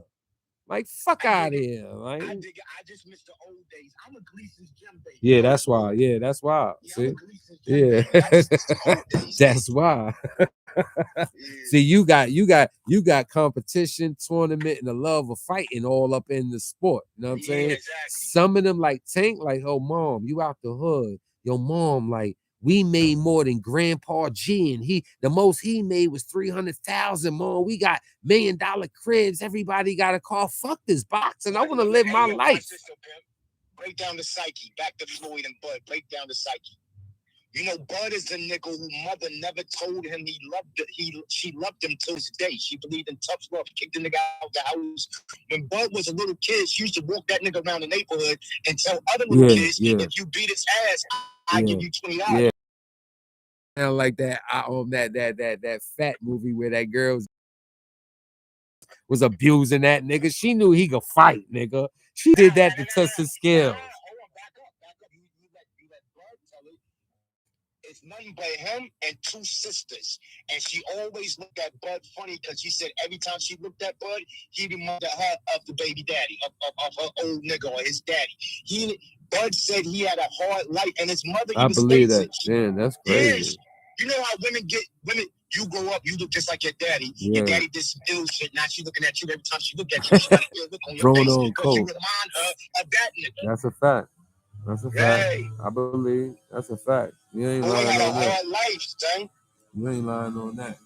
Don't get wrong, Floyd had a hard life too, but Floyd had a little bit more for him than Bud got for him because Floyd had Jeff Mayweather. He had his uncle. He had his pops. But Had a couple of dollars. he had turmoil, and then like you got to look at it. Why was he such a competitor with staying nothing but training and training and training and training? He had no life. Mayweather ain't get to. Yeah, entertain and still want to entertain, but at the same time, actually have fun. But how much fun can he have? Like this nigga is like he. Right, so what you saying about the drop your flag shit, dude? My whole shit is like just make sure you give the message that you want the kids to stay away from it. And yo, all because they got me like this, I'm seeing their game. Like they make any type of thing. But what part do you play in the Rico shit? The PPP loan, and you talking about a murder involved. It's lookable. My boy told me he looked it up and said the most that he can get is 2 years for that case, no matter what. Cop out. My thing is don't say drop your flag. Find a better, because watch this. If I'm Damu, right, and say no, hold up. Pardon me for cutting you off. He fixing that part. But what's your goal now that the forum's out there? Why do you have West Coast panelists? Why, when you look at this shit, he got 2 people? Why is West Coast shifting again? You did this shit with the rabbit hole. You did this with Whack and Hunter and them. When shit don't go whack. Funny thing is, that last show we had, the West Coast dude, the nigga, what's his name, Malik is originally from New York, who moved out to California in the 70s after high school. When he got out there, the Crip and the Bloods told him, nah, nigga, you ain't from Cali, you in New York, nigga, this ain't for you. Malik was a hell of a hustler, but never a game member or banger. So why was he even on the platform when he's never banged a day in his life? Because he been around him, man. He's into the idea of what Hocus went. And I don't knock that. Yet I said, like, which way you going with it? Because what I didn't like is when I was watching the bill, he spoke on DMX calling him a legend. He had a dream with God to make him have the conversation about DMX. He want to talk about his music, and he's about to get back into that. And then he want to get on to how God called him a prophet, like Moses. And I'm like, whoa. The movement hasn't moved. It just went viral. The actions or the plan hasn't been implemented once. Just to act in front of what you want. That's like getting a whole type of what you call them shits? What you call them shits, Sonny? Bro, like when you want to sign, you want everybody to sign their name on some shit. A petition. Yeah, that's all this shit is, like a petition. If you saying it's going viral to do what? You got to see the whole world that you got them to drop the flag for what you said. Viral to go where? This their goal. My thing is was it true and from the heart? Even if it's true from the heart halfway, my nigga, you under investigation. Skip that. If you would have said this when you wasn't under investigation, I meant it. Yeah, but skip that. All right, right now, this got to do because I'm a victim of it. I see how easy it comes. You can find a way to do that. What are you doing with the work now that you made that the forecast? You said this is what's on the menu. You got to cook this shit now, nigga. Everybody's here to eat. What are you feeding these niggas? You didn't said everybody. The restaurant is this is what we follow me, people. For what? You told them to leave. What he should have been like, if he gonna tell niggas to do this, he should have already had the alternative. Like anybody in the New York area, I got this going on. If you want to come to work, you can do this, we can do that. Have an alternative for these niggas. No, this is me. This how I look at it, Sonny. Yo, listen, man. Sonny, yo, you need to tell your whole crew they need to fall back. This Rico shit is creeping up on them. They caught me with it. I'm doing the whole thing to try and get the whole East Coast to get away from this shit due to the Rico. That's raw and direct. Drop you It's saying exactly why exactly why the whole situation is. And now niggas be like, why you saying that? Look, here's my. They made a RICO off of that. I was fucking with this. I only gave them $20 on this, and now they're doing that. Shows that when they gave me $1,000 back, I accepted money from them, and now you can give everybody something and say, this is why we're all joining.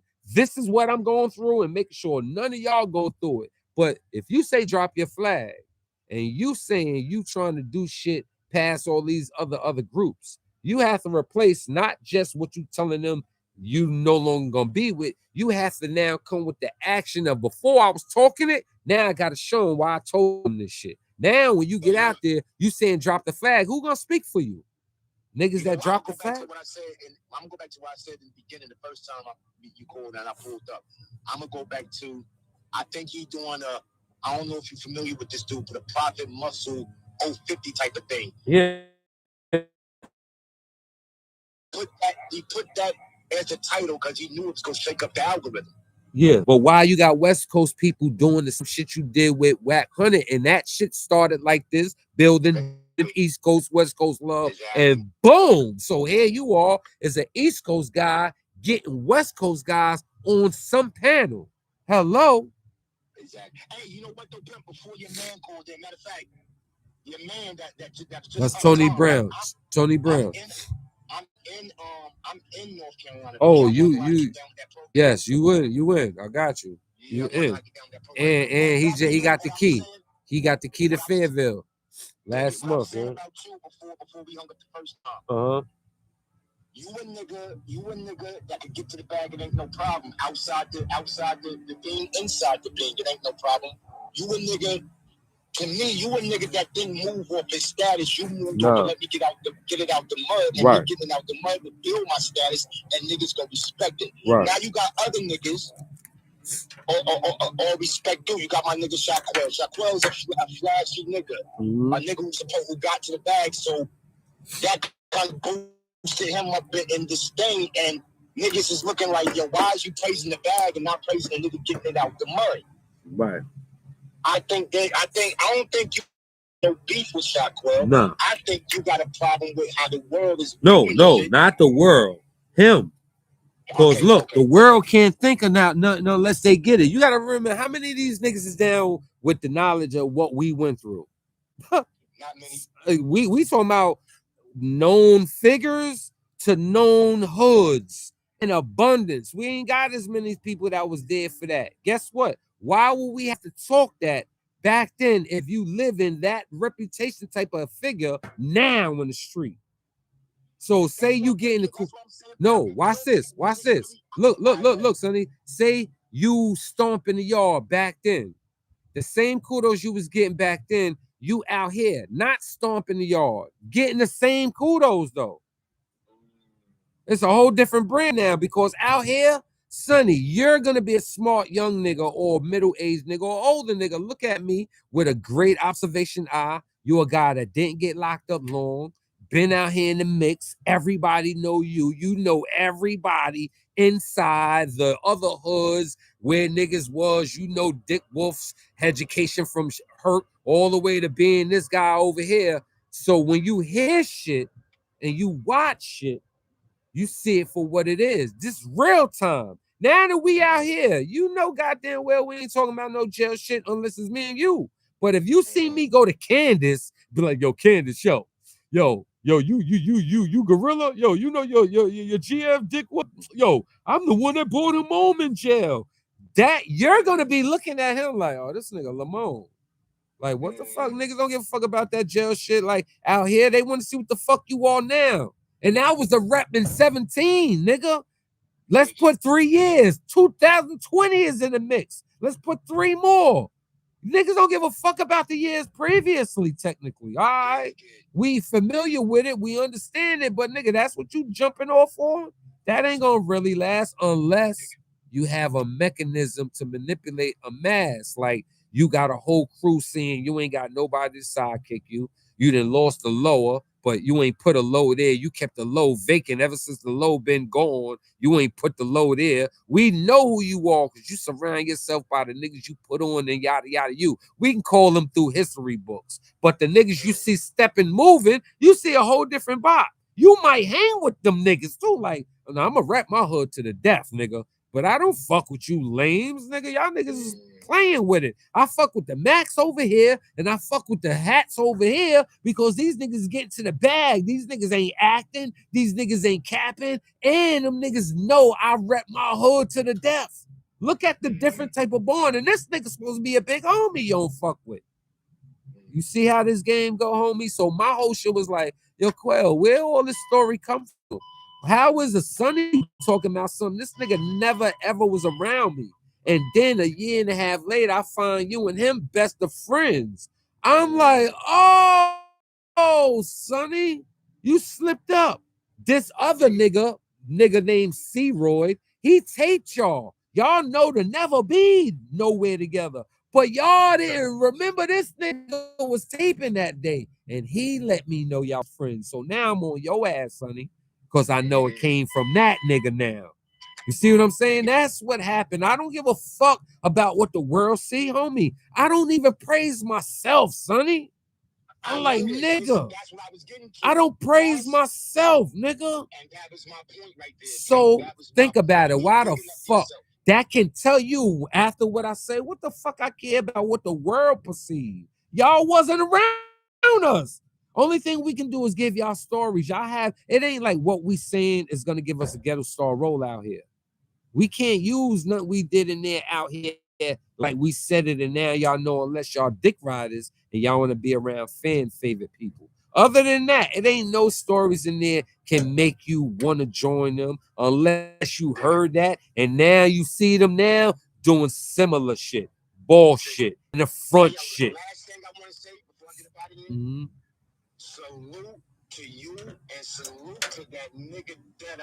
Yes, man. A lot of talk about yes, Deadeye, yes, yes, yes, yes, healthy, healthy, yes, yes, salute to him. Word, that's a fact. We need to do a petition, B. You talk about petition? Yeah. We need a petition to get Willie Bostic out. Yeah. I'm glad he suggests that. We could go. 38 years. Now I'm gonna throw this. I'm gonna throw this to Hocus. You want to do challenges?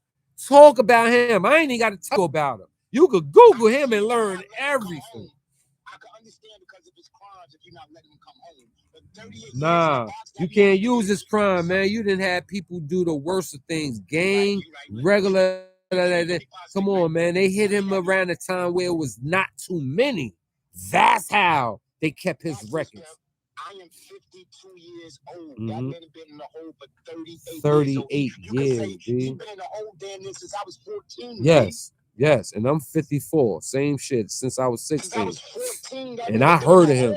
I didn't had a lawyer with a name next to his just because of his name. I know about him. That's why I know about him since a young nigga. And he just mentioned that, so I'm like, get the fuck out of here. He there with you. That's why that was my first reaction. Like, damn, I heard about him way back. I felt crazy when I heard Deadeye say he did 18, but he turned right around and said, Willie been in there for 38 years. 38. That's great. That's crazy, B. He got to be a strong nigga because that'll break most niggas, B. Well, in that case, we could do the same shit about Pistol. Right, true. That's what they doing. Like I was gonna go with 4 or 5. I was gonna go with Deadeye when he was talking like T45 Rounder. A lot of niggas that do a lot of box time, man. I commend everybody. 10 years. I start with 10. 5, y'all niggas wanted that. 10, I'll be like, yeah, kudos. You come out with your shit. You know what I'm saying? Word, B. But yo, man, it was great talking, but we could do it. So I'm gonna get on your shit and let's start cooking shit up. We could do it. Hey, yo, salute, man. Appreciate you, Belize. All right. Jesus. All right, peoples. We had a good time today. I had fun. I hope y'all had fun. It's informative. Throw this in the algorithm. Like, share, subscribe. Let them know that Pimpish, he on to something. I'm going to holler at y'all.